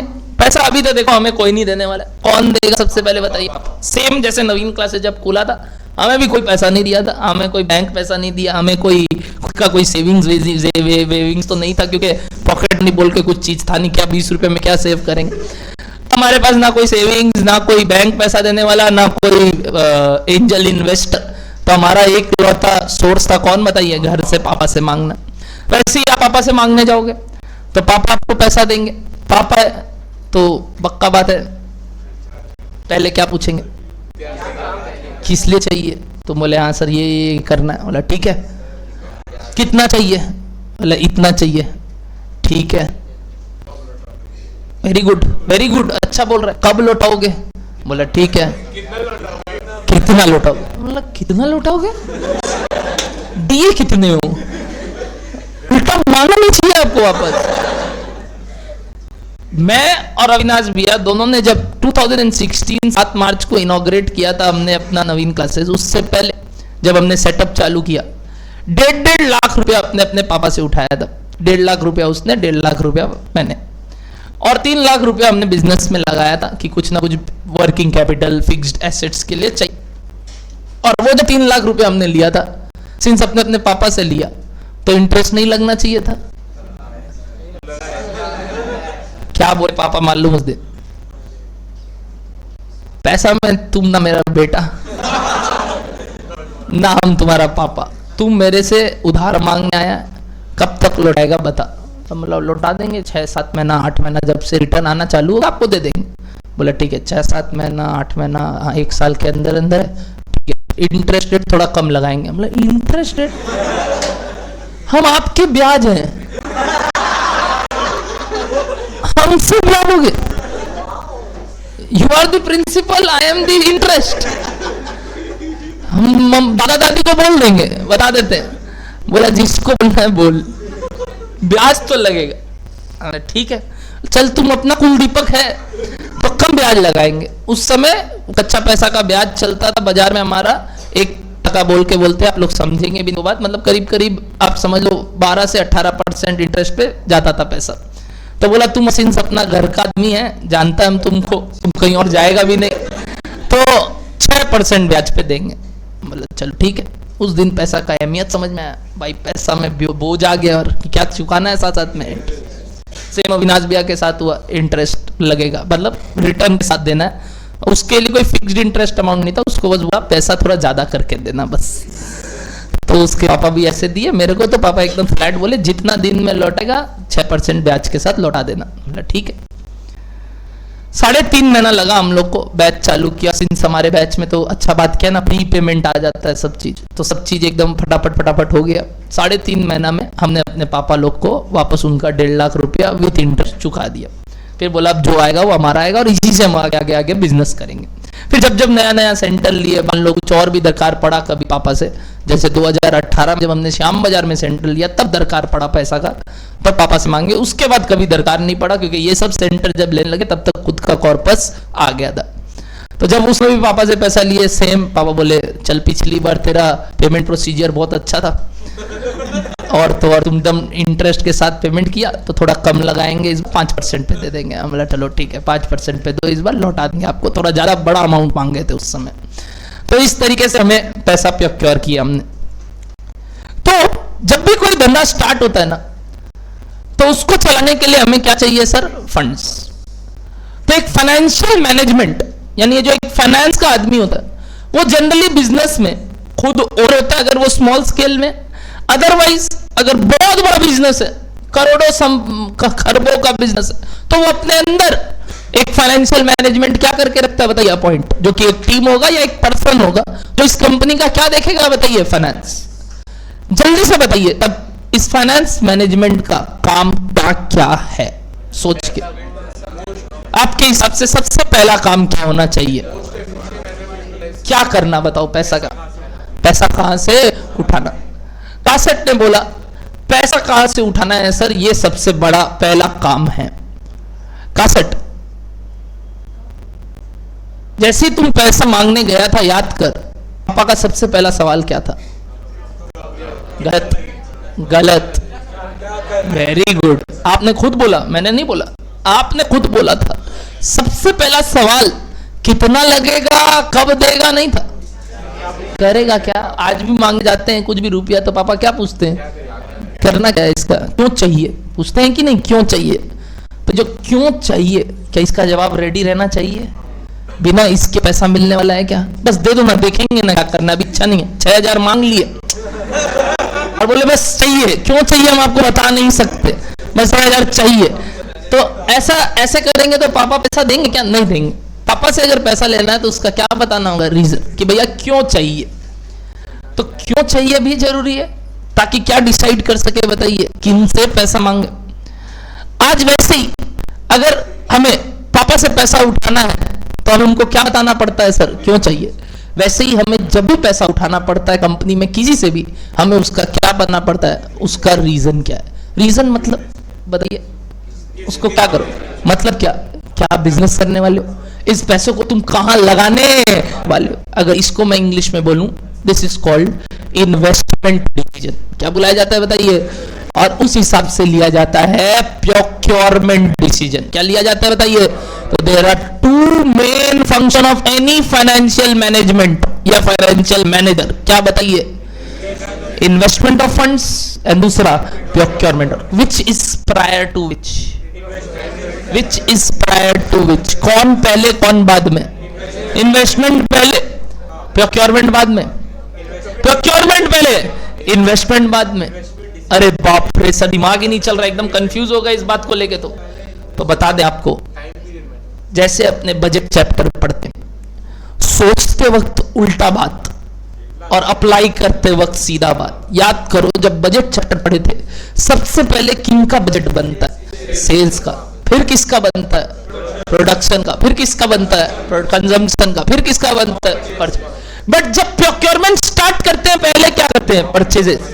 फिर क्या करते हैं? कंजम्पशन। फिर क्या करते हैं? प्रोडक्शन। फिर क्या करते हैं? सेल्स। सेम फाइनेंस में ये दोनों चीजें इंटेंगल्ड है एक दूसरे के साथ। और व्हेन वी थिंक, मतलब जब हम एस्टिमेट करते हैं, सबसे पहले हम इन्वेस्टमेंट सोचते हैं कि भाई कितना पैसा चाहिए, क्यों चाहिए, उस हिसाब से हम डिसाइड करते हैं कहां से पैसा उठाना है। वैसे ही सबसे पहले पैसा फिर उठाते हैं और उसको जगह जगह लगा देते हैं। ये दो मेन फंक्शन है किसके बताइए? कोई भी फाइनेंशियल मैनेजर के या फाइनेंशियल मैनेजमेंट का। सर दो मेन बोल रहे हैं आप, मतलब और भी काम होगा? हाँ, अनगिनत काम है फाइनेंशियल मैनेजमेंट, और भी कई चीजें देखता है। जैसे वही कि ये जो बजट्स बना रहे हैं कई डिपार्टमेंट, उनका क्या बजट सही बन रहा है कि नहीं, उन लोग का जो एलोकेशन हुआ है फंड का ठीक से हुआ है कि नहीं उनके बीच में, एक्सेट्रा एक्सेट्रा। बट मेन दो फंक्शन ये है। एक तीसरा फंक्शन लास्ट आता है इनका, जब सारा धंधा कंप्लीट या साल भर एंड होता है, तो क्या पैसा वापस आता है जो बिजनेस में लगाए हैं, तो किसको देना है वो पैसा? एक तो मालिक को और एक जिससे लिए। अगर मालिक को देना है तो मालिक को, और उसके बाद किसको बताइए, लोन वोन भी देना है, लोन लिए हुए हैं तो उनको भी रिटर्न करना है। तो इसको बोलते हैं रीडिस्ट्रीब्यूशन फंक्शन। क्या बुलाते हैं बताइए, जो कि पैसा आया तो अब वापस क्या करना है, जिनसे जिनसे लिए थे उनको वापस देना भी तो है भी, जो भी ब्याज देना है तो ब्याज, रीपेमेंट करना है तो रीपेमेंट, ओनर्स था तो डिविडेंड वगैरह वगैरह। क्या ये 3 काम किसका मैंने बताया आपको, बताइए, कोई भी फाइनेंशियल मैनेजमेंट का। तो these are the 3 functions of what, बताइए, फाइनेंशियल मैनेजमेंट।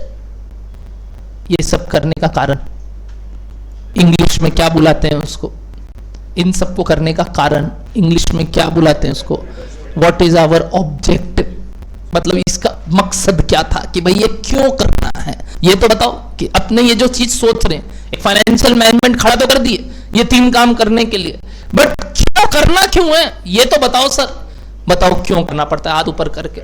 एनीबडी, क्या आप धंधा क्यों करना चाहते हैं, हाथ ऊपर करके। धंधा क्यों करना चाहते हैं, एकदम साधारण आंसर है, धंधा क्यों करना चाहते हैं, प्रॉफिट कमाने के लिए। क्या कमाने के लिए बताइए, एब्सोल्युटली रॉन्ग, एब्सोल्युटली रॉन्ग। अगर आप प्रॉफिट कमाने निकले तो आप गलत थिंकिंग से बिजनेस कर रहे हैं और आप धंधा नहीं कर पाओगे। हम प्रॉफिट कमाने के लिए धंधा नहीं करते। कोई सही जवाब देना चाहता है तो हाथ ऊपर करेंगे।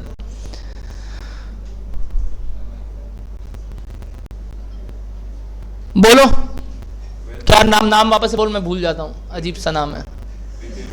हाँ नहीं रे, पीछे मिलिन बोल। हाँ, मार्केट में सस्टेन करने के लिए नहीं, बोलो वेदन।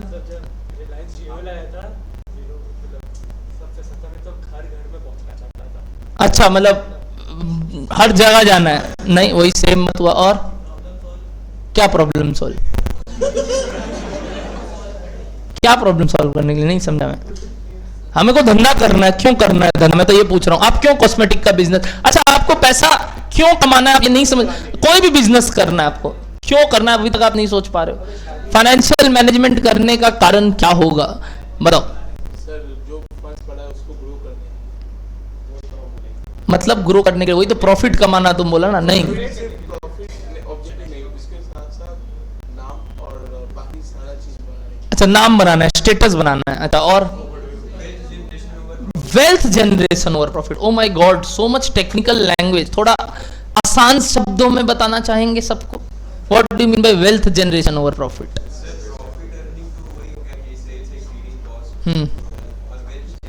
वेल्थ जनरेशन क्या हो गया,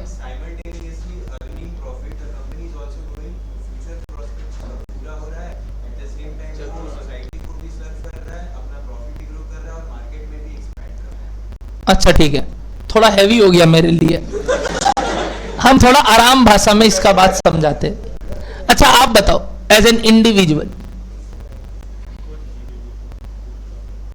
आप जब आगे धंधा करोगे, आपके पास जो भी बात जन आपको जज करेगा, वो क्या आपके बुक्स के प्रॉफिट से जज कर रहा होगा, कि आप एज अ पर्सन ये देख रहे होंगे कि आपके पास कितना गाड़ी है, बंगला है कि नहीं, ये सब देखते हैं कि नहीं अपने।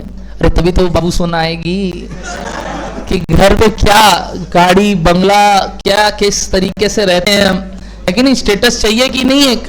अच्छा ये जो बात मैंने कहा, याद करो ये बात तो पिक्चरों में भी बहुत बार बोला गया है। अरे वो अमिताभ बच्चन भी तक बोला था, वो सामने उसको क्या नाम, मतलब उस हीरो का हम भूल है, वो उसको बोला कि मेरे पास गाड़ी है, बंगला है, मोटर है ना, वो बोलता मेरे पास माँ है। माँ बोली बैठ तुम कहाँ रखेगा हमको, बोला मम्मा मेरे पास तो कुछ नहीं है, अपने चौखट में सोएंगे। बोला भाई उसके पास गाड़ी है, बंगला है, पैसा है, सब है, वो घर पे आराम से हमको रखेगा, हम तेरे पास नहीं रहने वाला। माँ भी उसी के पास रहेगी जिसके पास क्या है, पैसा है, थोड़ी उस बेटे के पास रहेगी जिसके पास क्या नहीं है, बताइए पैसा नहीं है। वो भी क्या लगे है, तुम्हारे पास कौन रहेगा, हम किसके पास रहेंगे बताओ, जिसके पास गाड़ी है बंगला है। वो सुन के उधर माँ शिफ्ट तुरंत। तो पिक्चरों का बात था सर, हाँ शशि कपूर राइट, वो तो पिक्चरों का बात था जहाँ अपने को ड्रामा दिखाना था। तो माँ बोली हाँ मैं तो इसके साथ हूँ। बोला नहीं, माँ भी अंदर ही अंदर, अरे उसके पास रहते तो आराम था, कहाँ इसके साथ हम पढ़े हैं, नालायक बेटा है तो मेरा। तो ये जो पर्टिकुलर चीज है ना, we are not attracted by profit, we are attracted by wealth. Wealth का मतलब होता है पूंजी।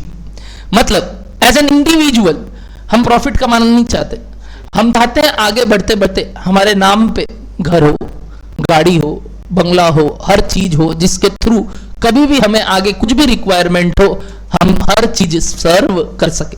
प्रॉफिट तो आज है कल, बट ये वेल्थ, ज्वेलरी, जैसे लेडीज लोग के लिए क्या बताइए, ज्वेलरी है कि नहीं, ज्वेलरी इकट्ठा करते हैं कि नहीं, कि भाई गोल्ड में इन्वेस्ट किया हुआ है, गोल्ड है मेरे पास बहुत, तो कोई टेंशन नहीं है, घर गाड़ी बंगला मेरे नाम पे है, कोई टेंशन नहीं है, मेरे कई इन्वेस्टमेंट्स किए हुए हैं जिसके कारण कोई टेंशन नहीं है। तो हमारा मकसद सिर्फ क्या कमाना नहीं है, प्रॉफिट, हमारा मकसद क्या है बताइए, वेल्थ कमाना।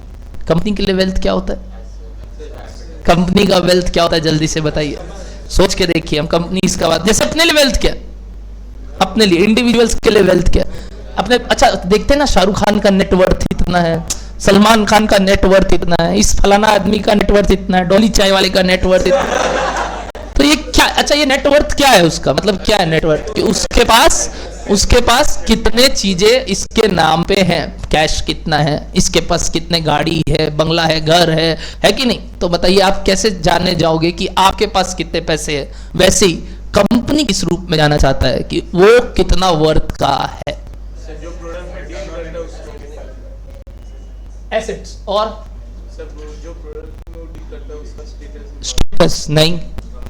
एक अच्छा लगा मेरे को अभी तक वर्ड एसेट, बट कोई और नाम कुछ देना चाहेगा इसको, market value, very good. Share कितने दाम पे बिक रहा है वो उसका पूंजी है। जैसे आज के दिन हम बोलते हैं कि रिलायंस का क्या भाव चल रहा है, अगर रिलायंस का भाव आज के दिन 2500 चल रहा है, 2600 चल रहा है, तो क्या वो उसका पूंजी है कि वो जो कितना कमा रहा है उस पर हम इंटरेस्टेड है। रिलायंस के ओनर भी किससे इंटरेस्टेड है बताइए, कि मार्केट में उनका पूंजी कितना है। आज जो हम बोलते हैं मुकेश अंबानी इतने वर्थ का है, टेस्ला इतने रुपए का है, वो कैसे करके करते हैं बताइए ना, कितना शेयर्स वो होल्ड करता है इनटू नंबर ऑफ शेयर्स, और बाकी उसका पर्सनल वेल्थ जो और भी है। यानी एक कंपनी के व्यू पॉइंट से देखा जाए तो उसका वेल्थ क्या होता है बताइए, उसका मार्केट प्राइस। जैसा हम सब जानते हैं market capitalization value which is क्या, number of shares into market price per share. ये किसका पूंजी हुआ बताइए, कंपनी का।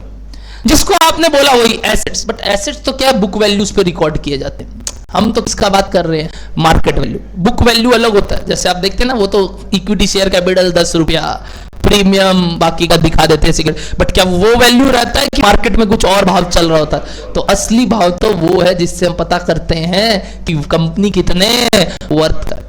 तो ultimate motive is not what बताइए, प्रॉफिट कमाना, the ultimate motive is wealth कमाना। मन में आ रहा होगा एक बात, पैसा नहीं कमाएंगे तो वेल्थ कैसे आएगा, मतलब there is a direct relationship between profit maximisation, यानी प्रॉफिट बढ़ाएंगे तो जाके क्या होगा, but that is not the only reason of increasing the wealth. अगर आज ऐसा होता, जोमैटो, स्विगी, जानते हो कितने का लॉस करता है हर साल, बट उनका वर्थ जानते हो, हाँ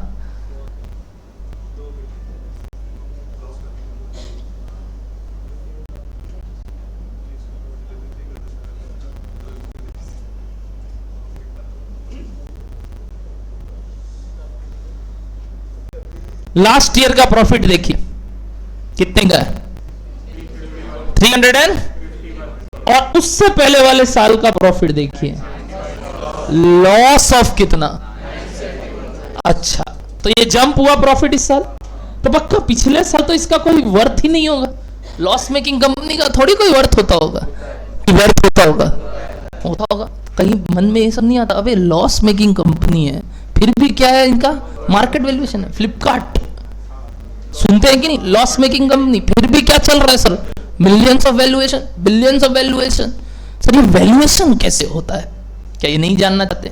जैसे वहां पे जब शार्क टैंक में लोग बैठते, वो बताता है हम लोग बूटस्ट्रैप है, हम लोग अभी धंधा चालू किए हैं, अभी हम लोग जस्ट प्रॉफिट मेकिंग बने हैं, we are just into the business. फिर भी वो लोग अपना क्या लेके आता है बताइए, वैल्यूएशन। वैल्यूएशन लेके आता है कि नहीं, फिर वो लोग जज करता है क्या वो वैल्यूएशन सही है कि नहीं, क्या वो वैल्यूएशन ही उनका क्या है, मार्केट वैल्यू। सर ये मार्केट वैल्यू किस पे डिपेंड करता है? अगर सीधा सीधा प्रॉफिट पे डिपेंड करता तो हर कोई उस हिसाब से समझ कर लेता, और जिसका लॉस है उसका तो मार्केट वैल्यू क्या आना चाहिए था, तब तो नेगेटिव। बट क्या जोमेटो का कोई तो शेयर प्राइस होगा, जोमेटो का वर्थ होगा?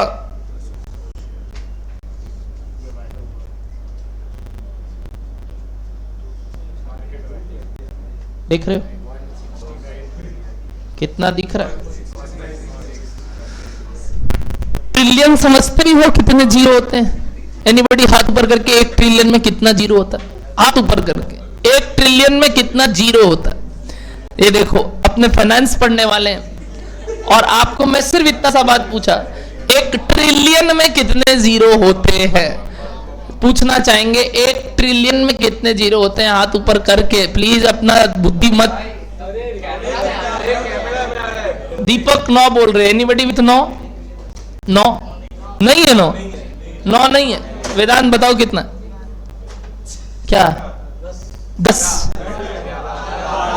12 जीरो आते, 12 जीरो आते हैं। एक बार 12 जीरो से इंटू करोगे ना, तुम्हारा कैलकुलेटर एक बार मना कर देगा, बोलेगा रहने देना। अब भी पहला बार क्या कमाया है?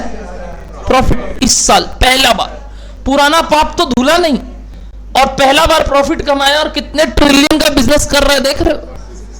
तो तुम क्या दिमाग नहीं खत्म हो रहा है कि भाई प्रॉफिट नहीं है, उसके बाद इतने का वैल्यूएशन कैसे आ जाता है? तो कुछ तो साइंस होगा इसके पीछे। एवरीथिंग इज लॉजिकल, ऐसे नहीं है कि हो जाता है बस हवा में। तो इसके पीछे का साइंस समझना है इस सब्जेक्ट में।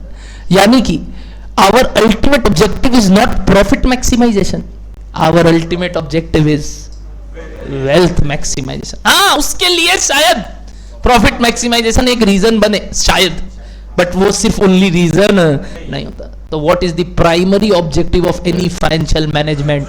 Wealth maximisation. Secondary objective is जो तुमने बोला, तो अपने क्या ना, अभी तक इसलिए मैंने बोला फाइनेंस समझते नहीं है। जैसे ही मैंने सबसे पूछा, सबका एक ही जवाब था, क्या कमाना सर? प्रॉफिट कमाना। गलत। अगर प्रॉफिट कमाना ही मकसद होता तो आज जोमेटो का इतना ज्यादा ट्रिलियन रुपया नहीं होता, क्योंकि प्रॉफिट तो बेचारा इस साल देखना पहली बार चालू किया। बेचारा देखो, बेचारा के पास कितने रुपए, बेचारा। क्या समझ रहे हो आप मेरा बात? अच्छा, ट्रिलियन में कितने जीरो आते हैं आप लोगों को नहीं पता था? तब तो आप लोगों का तो हालत खराब है। अच्छा, थाउजेंड्स में है, मत करो 3। अच्छा, मिलियंस में, बिलियंस में, तो ट्रिलियंस में 3 जीरो से बढ़ता है आगे। किससे बढ़ता था ये? ओ 3 जीरो।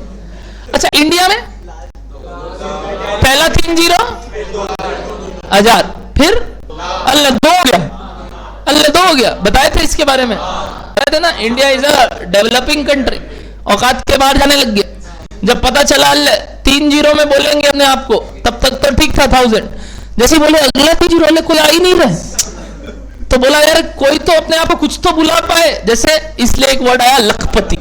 लखपति बोलने के लिए क्या बोला? अच्छा, 5 जीरो भी है तेरे पास, लखपति बोल देंगे। तो इसके बाद कॉमा कहां आने लगा बताए? 2 जीरो के बाद। फिर बोला करोड़पति, और 2 जीरो के बाद, है कि नहीं? अरब, खरब, इस तरीके से चीजें बढ़ने लगी। इंडिया में 2 जीरो के बाद आने लगा, और बाहर क्या होता है? डेवलप्ड कंट्रीज है तो क्या होता है? 3 जीरो। तो वो लोग लाख कुछ नहीं बोलते, वो लोग क्या बोलते हैं? सीधा मिलियन। फिर क्या बोलते हैं? सीधा बिलियन। तो आप कई एफएम कॉस्ट के सवाल में, अकाउंट्स के सवाल में देखते हो कि बिलियन मिलियन लिखा हुआ है, या कॉमा देखा करो 3 के बाद वापस 3 के बाद है, आपको लगता कोई टाइपिंग एरर है, आप वहां जीरो वो कॉमा काट के ठीक जगह दे देते हो, यार ये गलत जगह दिया हुआ है, इसको ठीक कर देते हैं हम लोग। पगला वो सही है, एक्चुअली वो कॉपी किया हुआ है कहां से? वो सब यूएस यूके के सीएस एसीसी पेपर से। और क्या किया उन्होंने पता है? बस डॉलर या पाउंड को रिप्लेस कर दिया किससे? रुपीज से। बट ये कॉमा वाला बात वो लोग ध्यान नहीं दिया कि ये जैसे उड़वक बच्चे तो ये सोचेंगे ना कि ये कॉमा क्या आया हुआ है, बताइए गलत जगह, जबकि गलत जगह नहीं है। उनके हिसाब से तो भाई वही कॉमा आता है, तुम्हारे हिसाब से कॉमा 2 जीरो के बाद आने लगता है उसके बाद। सोचा करो क्या बिजनेस होता है। क्या समझ में आ रहा है? ये ट्रिलियंस ऑफ रुपीज INR में कैसे आ रहा है इनका? हाँ, हिंदी में कुछ नहीं है ना, इसीलिए तो अपने जैसे मिलियन को 10 लाख बोलते हैं, अच्छा बिलियन को 100 करोड़, तो वैसे ये खरब में बुलाया जाएगा कुछ, कितना खरब होगा, 1 लाख खरब, ऐसे कुछ, समझ रहे हो? तो ट्रिलियंस का कोई लॉजिक नहीं है। ट्रिलियंस इंडियन लैंग्वेज में और अपना लैंग्वेज अलग है, बट ट्रिलियन वाला मतलब समझ में आया क्या सबको? किस तरीके से चीजें बढ़ रही हैं। मार्केट वैल्यूएशन, एक एक शेयर का दाम 194 करके है, और सोचो कितने सारे शेयर्स है जिसके थ्रू इनका वैल्यूएशन कितना ज्यादा। अब जो ये सब वर्ड्स आप नीचे देख रहे हो, पी रेशियो, डिविडेंड यील्ड, ये सब चीज हम समझने वाले हैं इस सब्जेक्ट में। क्या इंटरेस्टिंग होने वाला है सब्जेक्ट, जिसके थ्रू असली सीखेंगे कि यार ये कंपनी का भाव ताव कैसे सीखा जाता है। अभी तक हम सिर्फ कॉस्ट में सीख रहे थे ऑपरेटिंग नेचर की बातें, कि भाई धंधा कैसे करें। अब धंधा करने के बाद धंधा को बढ़ाए कैसे, धंधा जो कर रहे हैं उसके थ्रू पैसे कैसे और डेवलप करे, कैसे उसको पूंजी को बढ़ाए, ये कौन सिखाएगा हमारा फाइनल।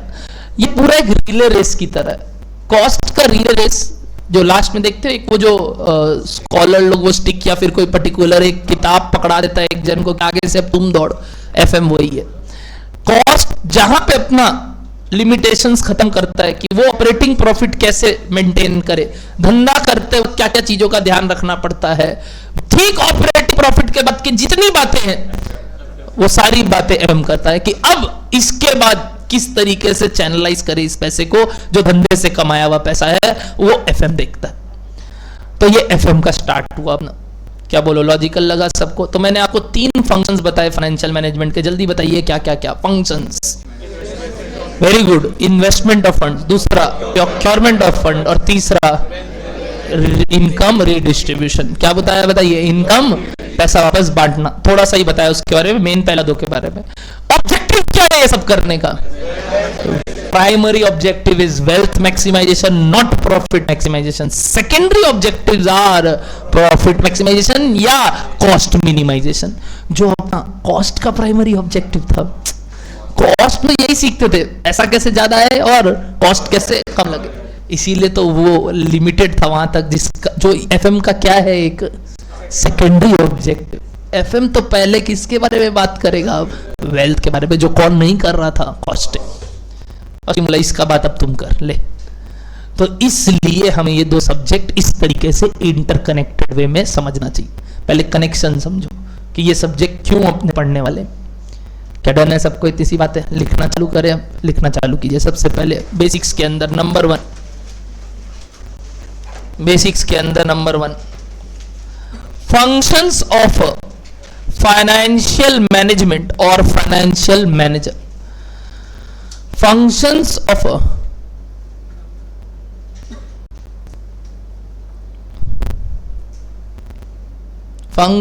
ऑफ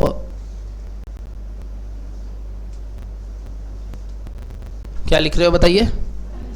फाइनेंशियल मैनेजमेंट और फाइनेंशियल मैनेजर, और फाइनेंशियल मैनेजर लिखेंगे इसके अंदर ए। बताइए क्या फंक्शंस बताया आपको? पहला, कुछ भी लिख सकते हैं अपने, कोई ऐसा बात नहीं है। तो चलिए पहला क्या लिखते हैं बताइए? इन्वेस्टमेंट और यूटिलाइजेशन ऑफ फंड्स। अच्छा लगा word? Utilisation of funds. Hindi में लिख सकते हैं पैसा कहां लगाना है। हिंदी में लिख सकते हैं पैसा कहां लगाना है।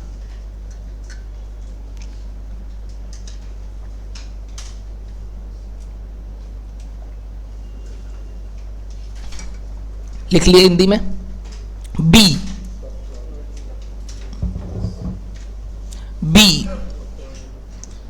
Procurement of funds.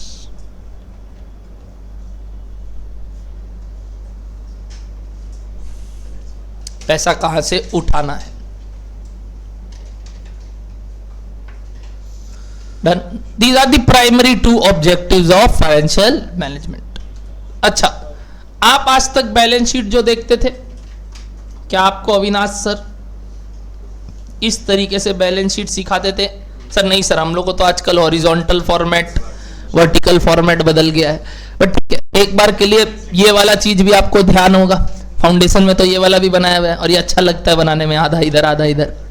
यहां क्या लिखते थे, कोई बताएगा? यहां लाइबिलिटीज, गलत।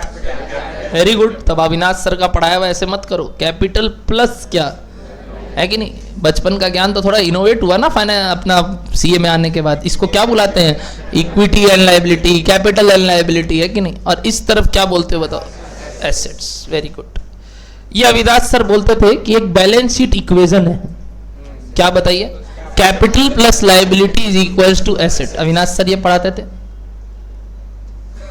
हम भी फाइनेंस में यही पढ़ेंगे, बट सोच अलग है हमारा। देखो हम बैलेंस शीट को किस नजरिए से देखते हैं, है सबको ही सब कुछ सेम, बात यही होता है कि कौन किस चीज को किस नजरिए से देखते हैं। जैसे कि फाइनेंस पूरे बैलेंस शीट को दो पार्ट में ब्रेक करता है, जैसे अकाउंट्स ये दो पार्ट में ब्रेक करता है, फाइनेंस देखो कैसे ब्रेक करता है। मैं आपको एक तरीका दिखाऊंगा, देखते हैं सब समझ पाते हैं कि नहीं, just by looking into this, कि लोगों को समझ में आ रहा है कि नहीं। नेट एसेट्स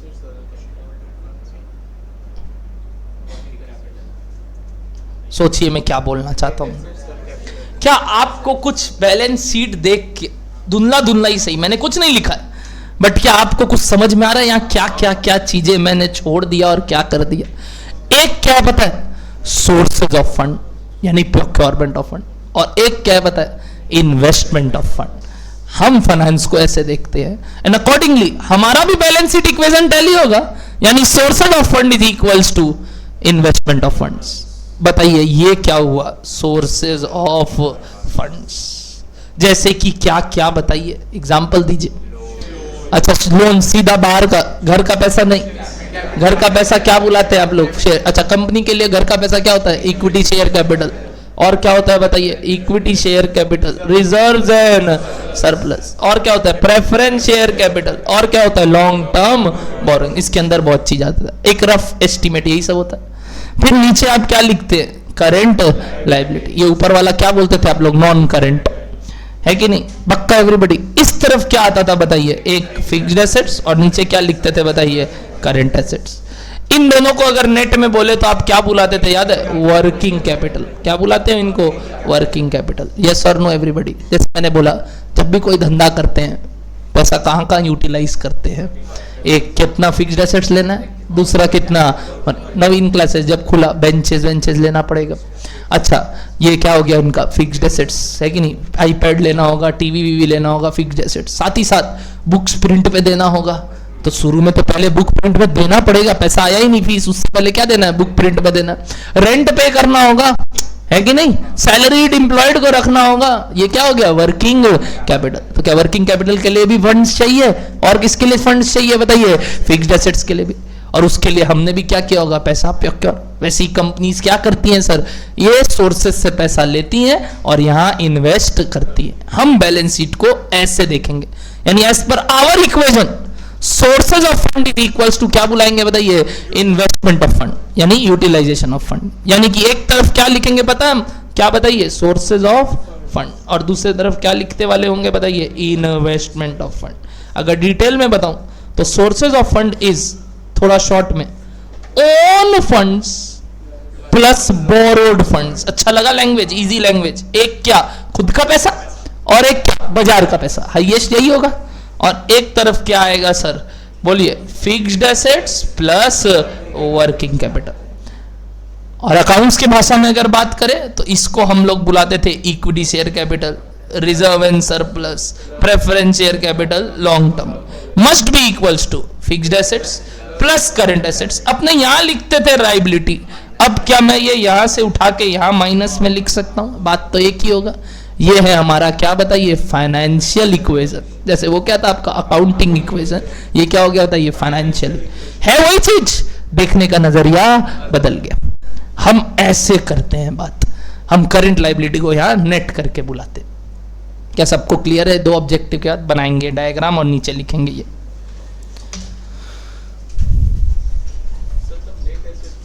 वही अभी बताएंगे। इसी को आप नेट एसेट्स बुलाते हो। किसको बताइए? इसी को। ये क्या है बताइए? Net assets. नेट कर दिया मतलब क्या? Total assets minus current liability, net assets. और इसको आप बचपन में बुलाते थे कैपिटल इंप्लॉयड। क्या बुलाते थे? कैपिटल। वही capital employed is equals to net assets. Accounting भाषा है कुछ। लिखो पहले।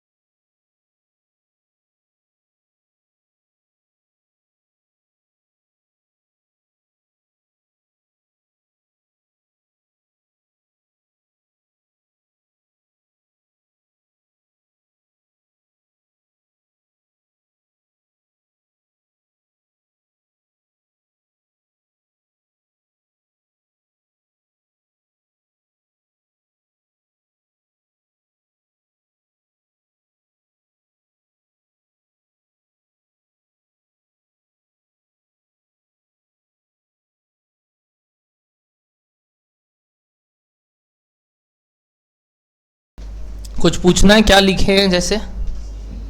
हाँ, सीई कैपिटल एम्प्लॉयड, जिसको बचपन में आप बोलते थे, और fixed assets plus current assets minus current liability, जिसको आप नेट एसेट्स बुलाते हो अकाउंट्स में। वही सोर्सेज ऑफ फंड और investment of funds.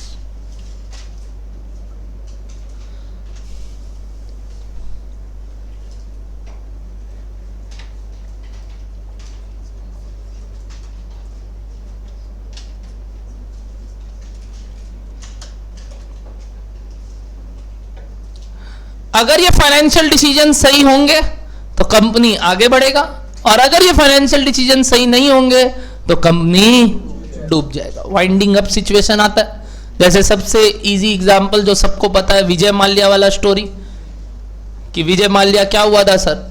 Bank corrupt है कि नहीं, भाग गया फिर यहां से। कितने का करोड़ का स्कैम किया जानते हो?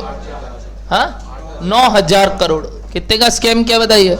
9,000 करोड़ का स्कैम। और वो किसका किया 9,000 करोड़ का स्कैम? गलत, गलत, अपना।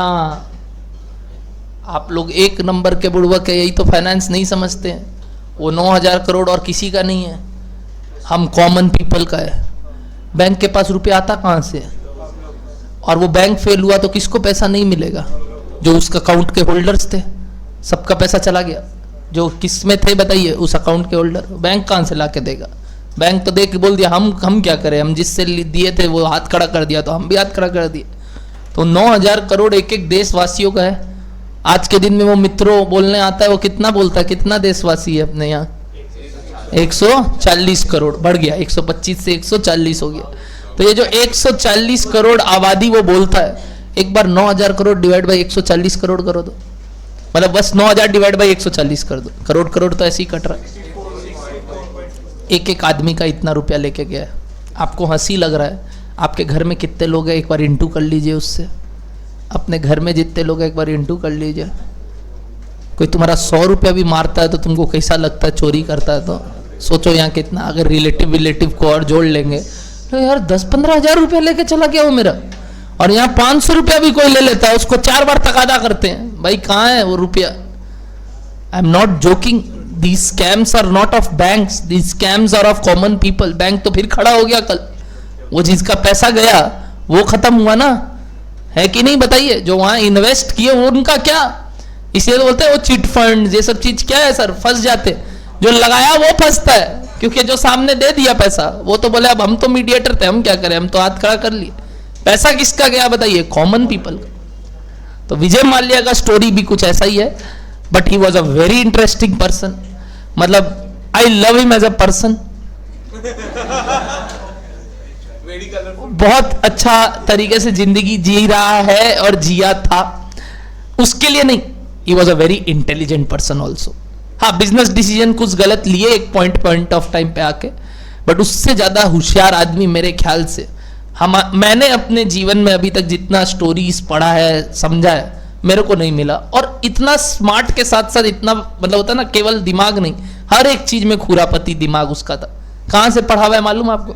यही आपका Saint Xavier's College, Park Street. Evening में तुम लोग की तरह मॉर्निंग नहीं, इसमें पढ़ा हुआ बताइए। इवनिंग ना मस्ती करता था, इवनिंग में जाके वही पुचका उचका बाहर खाता था। उसके पापा विट्ठल माल्या उस समय चेयरमैन थे कोई कंपनी के, जैसे यूनाइटेड ब्यूरीज, और वो फिर डेथ हो गया उनका, तो जल्दी से जल्दी उसको भी कंपनी ज्वाइन करना पड़ा। बट वो उस समय एकदम मस्ती करता था वहाँ कॉलेज में। और पैसा पहले से था उसके पापा के पास, बट वो पैसा को और मल्टीप्लाई करना उसके हाथ में था। और वो जो पैसा था उसके थ्रू वो कई बार बार घूमने जाता था। एक बार लंदन गया हुआ था, मैंने आपको बताया है कि नहीं पता। जानते हो आप क्या किया था? वो मस्त स्टोरी, एकदम छोटा सा स्टोरी है, सुनो। उसका दिमाग का लेवल समझ में आएगा। लंदन में उसके पास प्रॉपर्टीज थे, उसके पापा के पास घर वर फ्लैट लिया हुआ था कहीं, और साथ ही साथ गाड़ी वाड़ी था वहां। फरारी कार था उसके पास एक। फरारी कार जब उसके पापा का अचानक से कोई काम आया और इसकी वजह से उसको यहां बुलाया गया वापस कि तुम आ जाओ आफ्टर कॉलेज, वो जो वहां पे अपना फर्दर स्टडीज करने गया था।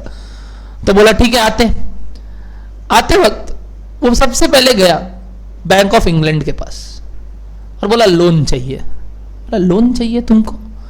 बोला क्या नाम है आपका? बोला विजय माल्या। बोला क्यों चाहिए लोन? बोला बस ज़रूरत है, ये काम है, मेरे को लोन चाहिए, मैं जा रहा हूँ वापस इंडिया, मेरे को अर्जेंट रिक्वायरमेंट ऑफ मनी है। बोला कितने का लोन चाहिए? बोला 5,000 पाउंड, ऐसा कुछ बात किया।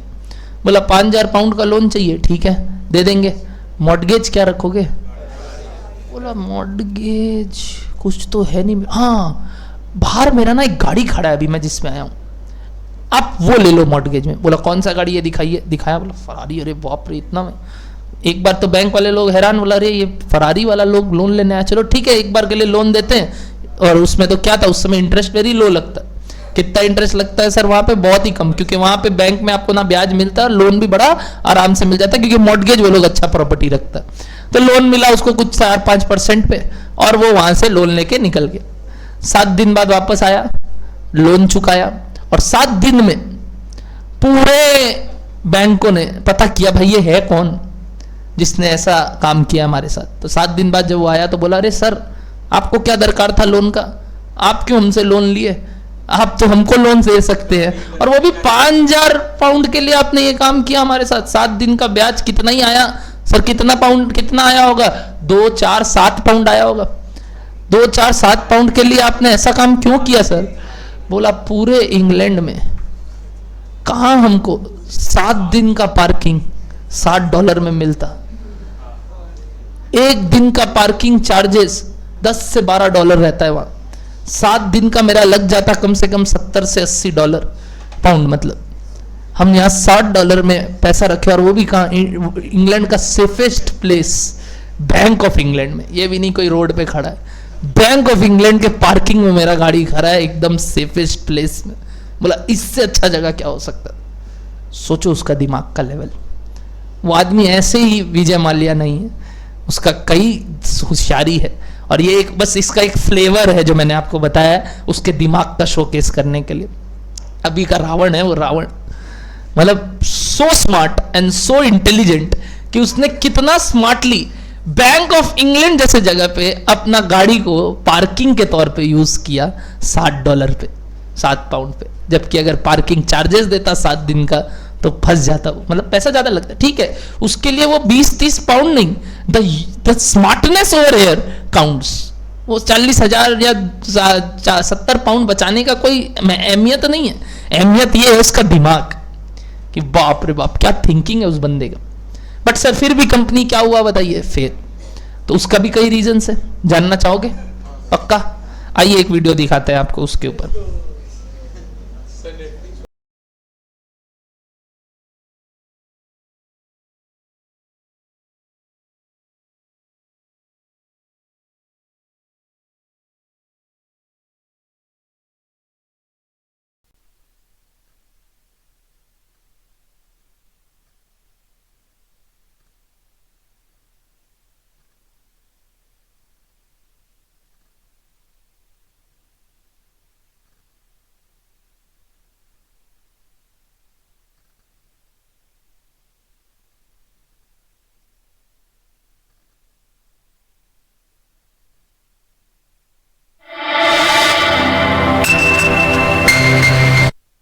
नमस्कार। विजय माल्या का जन्म एक बिजनेस फैमिली में हुआ। विजय माल्या के फादर विट्ठल माल्या एक बिजनेसमैन थे, पर विजय माल्या की मेन कंपनी यूनाइटेड ब्रूवरीज को विजय माल्या की फैमिली ने स्टार्ट नहीं किया था। उसे 1915 में थॉमस लिशमन ने स्टार्ट किया था। विजय माल्या के फादर विट्ठल माल्या ने 22 साल की उम्र में ही यूनाइटेड ब्रूवरीज को ज्वाइन किया था, और 1946-47 से मिस्टर विट्ठल माल्या ने यूनाइटेड ब्रूवरीज के स्टेक्स अक्वायर करना शुरू किया, यानी यूनाइटेड ब्रूवरीज में भागीदारी लेना शुरू किया। Mister Vitthal Mallya United breweries के पहले इंडियन डायरेक्टर बने, और 1948 में विट्ठल माल्या यूनाइटेड ब्रूवरी के चेयरमैन बन गए। 1952 से विट्ठल माल्या ने ब्रूवरी और डिस्टिलरी बिजनेसेस को अक्वायर करना शुरू किया। धीरे धीरे विट्ठल माल्या ने polymer, battery, pharma, foods etcetera इन बिजनेसेस को भी उसमें ऐड किया। 1983 में जब विट्ठल माल्या की अचानक डेथ हो गई तो उसके बाद 27 साल का Vijay Mallya United breweries group का चेयरमैन बना। जब विट्ठल माल्या की डेथ हुई तब उनके बिजनेसेस का टर्नओवर करीब 350 करोड़ था। चेयरमैन बनने के बाद शुरुआत में विजय माल्या ने अलग अलग बिजनेसेस पर हाथ जमा कर देखा, जैसे कि इंजीनियरिंग, न्यूज़पेपर, केमिकल एटसेट्रा। उसमें मिले कुछ सक्सेसेस और फेल्यूअर्स के बाद जल्दी विजय माल्या को समझ आया कि असली पोटेंशियल तो लीकर यानी शराब और बियर के बिजनेस में है। तो उसने अपना पूरा ध्यान लिकर और बियर के बिजनेस पर लगाया। यूनाइटेड ब्रूवरीज के पुराने लोग बताते हैं कि विजय माल्या बहुत हार्डवर्किंग और एम्बिशियस था। विजय माल्या के under United breweries group liquor और बियर इन दोनों बिजनेसेस में बहुत तेजी से बढ़ने लगा। साथ ही विजय माल्या यूनाइटेड ब्रूवरीज के ग्लोबल एक्सपांशन पर भी काम करने लगा। विजय माल्या अपनी मार्केटिंग स्किल्स से अपना ब्रांड ज्यादा से ज्यादा प्रमोट करना चाहता था और उसमें वो सक्सेसफुल भी हुआ। इंडिया में लिकर एडवर्टीजमेंट पर बंदी है, इसलिए विजय माल्या ने अपने lifestyle, Kingfisher calendar, events etcetera इन जैसी टेक्निक्स का इस्तेमाल करके लोगों का ध्यान किंगफिशर की तरफ अट्रैक्ट किया। जिस तरह विजय माल्या ने अपने विलाज और आईपीएल टीम का नाम रखा था, उससे आपको विजय माल्या के मार्केटिंग स्किल्स की आइडिया आ जाएगी। मार्च 2005 में यूनाइटेड ब्रूवरीज ग्रुप दुनिया का सेकंड लार्जेस्ट लिकर मेकर बना। फोर्ब्स के अनुसार 2007 में विजय माल्या इंडिया का 40th रिचेस्ट पर्सन था और कई सालों तक विजय माल्या फोर्ब्स की लिस्ट में इंडिया के टॉप 100 रिचेस्ट पर्सन में रहा। अपने बिजनेस इंटेलिजेंस और हार्डवर्क से विजय माल्या ने यूनाइटेड ब्रूवरीज को बहुत बड़ा बिजनेस बना दिया था। विजय माल्या के इस सक्सेस के चलते साउदर्न कैलिफोर्निया यूनिवर्सिटी ने विजय माल्या को बिजनेस एडमिनिस्ट्रेशन में डॉक्टरेट की डिग्री दी। विजय माल्या को फ्रांस का हाईएस्ट सिविलियन अवार्ड भी मिला है। 2005 में विजय माल्या ने अपने बेटे सिद्धार्थ माल्या के 18वें बर्थडे पर किंगफिशर एयरलाइंस लॉन्च की। एयरलाइन बिजनेस एक बहुत कैपिटल इंटेंसिव बिजनेस है जिसे चलाने के लिए बहुत ज्यादा कैपिटल लगता है, पर विजय माल्या हवाई सफर को लग्जरियस यानी आलीशान बनाना चाहता था। विजय माल्या ने ट्रैवलर्स को लग्जरियस फैसिलिटीज प्रोवाइड की और अपने सारे स्टाफ को बता दिया था कि सारे ट्रैवलर्स को मेहमान की तरह रखे। विजय माल्या ने किंगफिशर एयरलाइंस के ट्रैवलर्स के सेटिस्फैक्शन पर पूरा ध्यान दिया। ट्रैवलर्स को भी किंगफिशर एयरलाइंस का ये यूनिक अंदाज पसंद आया और किंगफिशर एयरलाइंस तेजी से ग्रो होने लगी। जल्दी इंडिया के 25% से ज्यादा डोमेस्टिक ट्रैवलर्स किंगफिशर एयरलाइंस से ट्रैवल करने लगे और किंगफिशर एयरलाइंस इंडिया की नंबर 2 एयरलाइन बन गई।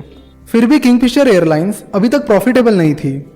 किंगफिशर एयरलाइंस के शुरुआती सक्सेस के बाद 2007 में विजय माल्या ने किंगफिशर एयरलाइंस की इंटरनेशनल फ्लाइट शुरू करने का फैसला किया, पर इंटरनेशनल ऑपरेशन शुरू करने के लिए यह कंडीशन थी कि वो एयरलाइन कम से कम 5 साल पहले शुरू हुई हो।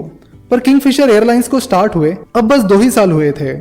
तो इस कंडीशन को फुलफिल करने के लिए विजय माल्या ने एयर डेक्कन को खरीदा, जो कि 4 साल पुरानी कंपनी थी और अब बंद पड़ने की कगार पर थी। तो उसे खरीदने के बाद इंटरनेशनल ऑपरेशन शुरू करने के लिए विजय माल्या को अब बस 1 ही साल रुकना था। किंगफिशर एयरलाइंस पर पहले से ही बहुत सारा डेट यानी कर्ज था और कंपनी अब तक प्रॉफिटेबल भी नहीं हुई थी, और अब एयर डेक्कन खरीदने से किंगफिशर एयरलाइंस का डेट बहुत ज्यादा बढ़ गया। किंगफिशर एयरलाइंस एक बहुत ही लग्जरियस एयरलाइन कंपनी थी और किंगफिशर एयरलाइंस मतलब लग्जरी ये इक्वेशन बन चुका था। किंगफिशर एयरलाइंस की लग्जरी सर्विसेज की वजह से उसके टिकट प्राइस भी ज्यादा थी। वही एयर डेक्कन एक लो कॉस्ट एयरलाइन कंपनी थी। विजय माल्या ने एयर डेक्कन का नाम बदलकर किंगफिशर रेड रख दिया, जिससे उसे किंगफिशर का ब्रांड मिल गया और उसकी प्राइसेस भी कम रखी गई। पर विजय माल्या को ऑर्डिनरी चीजें पसंद ही नहीं थी, इसलिए विजय माल्या किंगफिशर रेड में भी धीरे धीरे स्पेशल सर्विसेज प्रोवाइड करने लगा, जिससे ट्रैवलर्स को अच्छी सर्विसेज कम प्राइस में मिलने लगी। उसके बाद किंगफिशर एयरलाइंस के कस्टमर्स भी किंगफिशर रेड से ट्रैवल करने लगे, क्योंकि उन्हें उन दोनों की सर्विसेज में ज्यादा कुछ फर्क नहीं दिख रहा था और किंगफिशर रेड की टिकट प्राइस किंगफिशर एयरलाइंस से कम थी, इसलिए ट्रैवलर्स किंगफिशर रेड को ही चुनने लगे। अब इन स्पेशल सर्विसेज की वजह से किंगफिशर रेड के रेट्स भी बढ़ने लगे और फिर ट्रैवलर्स किसी कम प्राइस वाले एयरलाइंस को चुनने लगे। At the same time crude oil के रेट्स भी बहुत तेजी से बढ़ने लगे और $140 पर बैरल तक पहुंच गए। रूपी की वैल्यू भी कम होने लगी और रिसेशन भी आ गया था। इन सब कारणों की वजह से किंगफिशर एयरलाइंस की तकलीफें बहुत ज्यादा बढ़ गई। विजय माल्या ने किंगफिशर एयरलाइंस का डोमेस्टिक ऑपरेशन प्रॉफिटेबल होने से पहले ही इंटरनेशनल ऑपरेशन शुरू किया था, जबकि इंटरनेशनल ऑपरेशन के लिए बहुत ज्यादा कैपिटल लगता है और कंपटीशन भी बहुत ज्यादा होती है, जिससे किंगफिशर एयरलाइंस के एक्सपेंसेस बहुत ज्यादा बढ़ने लगे। आमदनी कम थी और खर्चा बहुत ज्यादा हो रहा था। विजय माल्या ने कुछ ऐसे इंटरनेशनल रूट्स पर भी फ्लाइट्स रखी थी जहां पर बहुत कम एयरलाइन सर्विसेज देती थी, पर विजय माल्या का यह प्लान भी अनसक्सेसफुल हुआ। विजय माल्या ने किंगफिशर एयरलाइंस की प्रॉफिटेबिलिटी से ज्यादा उसके एक्सपांशन पर ध्यान दिया था, और जब एक्सपांशन प्लान्स फेल हुए तो किंगफिशर एयरलाइंस के लॉसेस इतने ज्यादा बढ़ गए थे कि किंगफिशर एयरलाइंस उससे कभी उभर ही नहीं पाई। जब चीजें हाथ से बाहर जाने लगी तब विजय माल्या फॉरेन इन्वेस्टर्स को अप्रोच करने लगा। तब इतिहाद एयरवेज किंगफिशर एयरलाइंस में इन्वेस्ट करने के लिए इंटरेस्टेड थी, पर उस टाइम सिविल एविएशन में FDI that is foreign direct investment allow नहीं थी। फिर विजय माल्या ने FDI अलाउ करने के लिए गवर्नमेंट को रिक्वेस्ट भी की, लेकिन उसका कुछ फायदा नहीं हुआ। इतिहाद एयरवेज भी गवर्नमेंट के FDI अलाउंस का वेट कर रही थी। इन सारे प्रॉब्लम्स के चलते पहले विजय माल्या ने किंगफिशर रेड बंद कर दी। वही किंगफिशर एयरलाइंस के एम्प्लॉयज को 7 महीने से सैलरी नहीं मिली थी, जिसके बाद उन्होंने स्ट्राइक यानी हड़ताल की और फिर किंगफिशर एयरलाइंस का ऑपरेशन बंद हो गया। किंगफिशर एयरलाइंस के एम्प्लॉयज इस वजह से भी नाराज थे कि जब एम्प्लॉयज अपनी सैलरी के लिए हड़ताल पर थे तब विजय माल्या किंगफिशर कैलेंडर के लिए मॉडल्स की ऑडिशन ले रहा था। फिर दिसंबर 2012 में किंगफिशर एयरलाइंस का लाइसेंस रद्द हो गया और किंगफिशर का बिजनेस बंद पड़ गया। किंगफिशर एयरलाइंस बंद होने के कुछ ही दिन बाद गवर्नमेंट ने सिविल एविएशन में एफडीआई को अलाउ किया। फिर इतिहाद एयरवेज ने जेट एयरवेज में इन्वेस्ट किया। एयरलाइन का बिजनेस बहुत कैपिटल इंटेंसिव बिजनेस है, जिसे चलाने के लिए विजय माल्या ने बहुत ज्यादा लोन लिया था। विजय माल्या अपने प्लान पर कॉन्फिडेंट था, इसलिए उसने किंगफिशर एयरलाइंस के कुछ 1500 करोड़ के लोन के लिए पर्सनल गारंटी दी थी। पर जब किंगफिशर एयरलाइंस बंद हो गई तो किंगफिशर एयरलाइंस पर जो करीब 9000 करोड़ का लोन था उसे वो चुका नहीं पाई और बाद में विजय माल्या ने भी वो लोन नहीं चुकाया।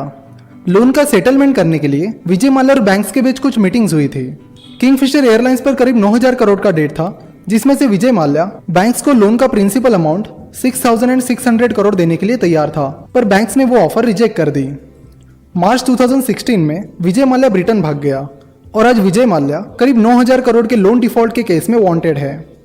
बैंक्स ने भी प्रॉपर ड्यू डिलीजेंस के बिना किंगफिशर एयरलाइंस को बड़े बड़े लोन सैंक्शन किए थे। जब किंगफिशर एयरलाइंस बहुत खराब कंडीशन से गुजर रही थी, तब भी पब्लिक सेक्टर बैंक आईडीबीआई ने किंगफिशर एयरलाइंस को करीब 900 करोड़ का लोन दिया था। बाद में आईडीबीआई के उस मैनेजर को अरेस्ट कर लिया गया। जब तक किंगफिशर एयरलाइंस अच्छी चल रही थी तब तक तो सब कुछ ठीक था, पर जैसे ही प्रॉब्लम्स आने लगे तो किंगफिशर एयरलाइंस लड़खड़ाने लगी। किंगफिशर एयरलाइंस के पास स्ट्रॉन्ग मैनेजमेंट नहीं था जो इन प्रॉब्लम्स को टैकल कर सके और उस पर सोल्यूशन निकाल सके। एयरलाइन इंडस्ट्री में प्रॉफिट मार्जिन बहुत कम होती है और एयरलाइन कंपनी को प्रॉफिट में चलाने के लिए बहुत एफर्ट्स लगते हैं। एयर इंडिया एक गवर्नमेंट ओन्ड एयरलाइन कंपनी है, जिसके पिछले 10 साल के लॉसेस आप यहाँ देख सकते हो। एयर इंडिया कई सालों से लगातार लॉसेस में चल रही है और सालाना 2-3 हजार करोड़ के लॉसेस तो एयर इंडिया के लिए मामूली बात है। इन लॉसेस के चलते गवर्नमेंट को कंटिन्यूअसली एयर इंडिया को फंड प्रोवाइड करना होता है और ये अमाउंट किंगफिशर एयरलाइन की लोन अमाउंट से कई गुना ज्यादा है। जिस तरह हम स्कैम्स और फ्रॉड्स के खिलाफ आवाज उठाते हैं, उसी तरह इन चीजों के खिलाफ भी आवाज उठाने की जरूरत है, क्योंकि पैसा तो आखिर हम सब टैक्स पेयर्स का ही है। अगर आपको ये वीडियो पसंद आई है तो जरूर हमारे चैनल finnovations.com को सब्सक्राइब करें।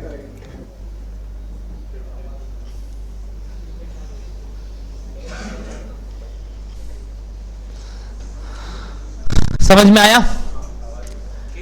जैसे मैंने बोला वो 9000 करोड़ दारू में ही रहता। अपना नहीं था, मतलब सॉरी बैंकों का नहीं था, किसका था बताइए? अपना। वैसे ही अभी भी कई जगह और पैसे बर्बाद किए जा रहे और वो सब अपना ही पैसा है। बट क्या कर सकते हैं सर, देश चलाना है सबको भी, और वही पैसा है जो हमारे थ्रू मिलता है उनको, और वो लोग उस सब चीज में लगा रहे हैं जो शायद कभी भी रिटर्न ना दे पाए। इसलिए आज इंडिया में जो लोन भी है, जो इंडिया का जो डेट है, जो पूरा वर्ल्ड वाइड लिया हुआ है हमारे एक्सटर्नल इंटरनल सब मिला के, वो इतने हैं कि आप अगेन उंगली में तो छोड़िए, आप अपने कैलकुलेटर में तो छोड़िए, आप सोच भी नहीं सकते इंडिया कितने डेट बर्डन में आज है। तो इस डेट ट्रैप में जैसे जैसे इंडिया जा रहा है, तो सर आप सोच रहे होंगे इंडिया को लोन कोई देता क्यों है, और इस वजह से तो गवर्नमेंट्स फेल भी होते हैं, जैसे श्रीलंका और अब पाकिस्तान, पहले ग्रीस, ये सब फेल हुए में गवर्नमेंट्स है। और आगे चलते चलते इंडिया का भी हालत थोड़ा खराब है। बट सर फेल होगा क्या हमारा इंडिया? ऐसा चांस बहुत कम है, क्योंकि ऐसा नहीं है कि पैसा नहीं है, बट हम चाहते हैं हम गवर्नमेंट स्पेंडिंग इतना ज्यादा करें और लोगों को और सेवाएं प्रोड्यूस करें, इस वजह से हमारा वो डेट का अमाउंट बढ़ रहा है, मतलब रेवेन्यू कम, एक्सपेंडिचर ज्यादा, और उस वजह से कुछ प्रॉब्लम्स हमारे देश में भी चल रहे हैं। क्या बोलिए एवरीबॉडी, क्लियर है यहां तक बात? मेरा आपके लिए एक होमवर्क है, क्लास खत्म नहीं हो रहा है, बस सुनना, एक होमवर्क है, और वो ये है, मेरे को आप कुछ 3 से 4 रीजंस अच्छे से लिख के लेके आओगे कॉपी में, शॉर्ट में, फेलियर ऑफ विजय माल्या बोल के, कि क्या रीजन था इसका बताइए विजय माल्या का फेल होने का। वीडियो ध्यान से सुने थे? बस इस वीडियो के माध्यम से आप सोचोगे कि इसके फेलियर्स के कुछ 3-4 पॉइंट, सर इसका रीजन ये था, मतलब मेरे ख्याल से ये वो सबसे पहला वाला मिस्टेक किया, ये सेकंड मिस्टेक था, ये मेजर मिस्टेक उसने किया। उस तरीके से आप कुछ मेरे को नेक्स्ट क्लास अपडेट दोगे कि हाँ सर हम क्या समझे कि उसने क्या डिसीजन गलत लिया, प्रोक्योरमेंट, इन्वेस्टमेंट, किस तरीके से उसने अपना धंधा को गलत तरीके से मैनेज किया, जिसकी वजह से आज वो कंपनी बंद हो गया। जैसा मैंने बोला, ये दो दो फंक्शंस को ठीक से चलाने के लिए एक अच्छा क्या होना चाहिए, फाइनेंशियल मैनेजर। और इसी लड़खड़ाने के वजह से ही तो कंपनी क्या हो गई बताइए, बंद। बोलो डन है सबको बात? ऑनलाइन लाइव सुनाई दिखाई दे रहा है? वापस से बताएंगे तो लास्ट पॉइंट लिखेंगे इधर, क्या ए बी हो गया, सी बताइए सी क्या बताया था, एक एक्स्ट्रा पॉइंट जिसके बारे में हम आगे चर्चा करेंगे, अभी नहीं। ऑनलाइन लाइव प्लीज बताएंगे, सी लिखेंगे प्लीज एवरीबडी। वॉइस एको नहीं हो रहा है तो मैंने ठीक कर दिया शायद। बताइए क्या, री डिस्ट्रीब्यूशन ऑफ फंड, मतलब पैसे वापस बांटना, जिनसे लिए थे उनको पैसे वापस करना, redistribution of funds. Heading number कौन सा था ये? नहीं, हेडिंग नंबर क्या था, 1। Heading number 2, last heading for today. Already आपका 1 घंटा 45 मिनट हो चुका है तो मुझे छोड़ना पड़ेगा अब आप लोग को। फटाफट लिखिए last heading for today, heading number 2, objectives of, बताइए क्या, financial management. Objectives of what, financial management. Objectives of financial management लिखेंगे ए। बताइए क्या, वेरी इंपॉर्टेंट, व्हाट बताइए, वेल्थ मैक्सिमाइजेशन। Wealth maximisation,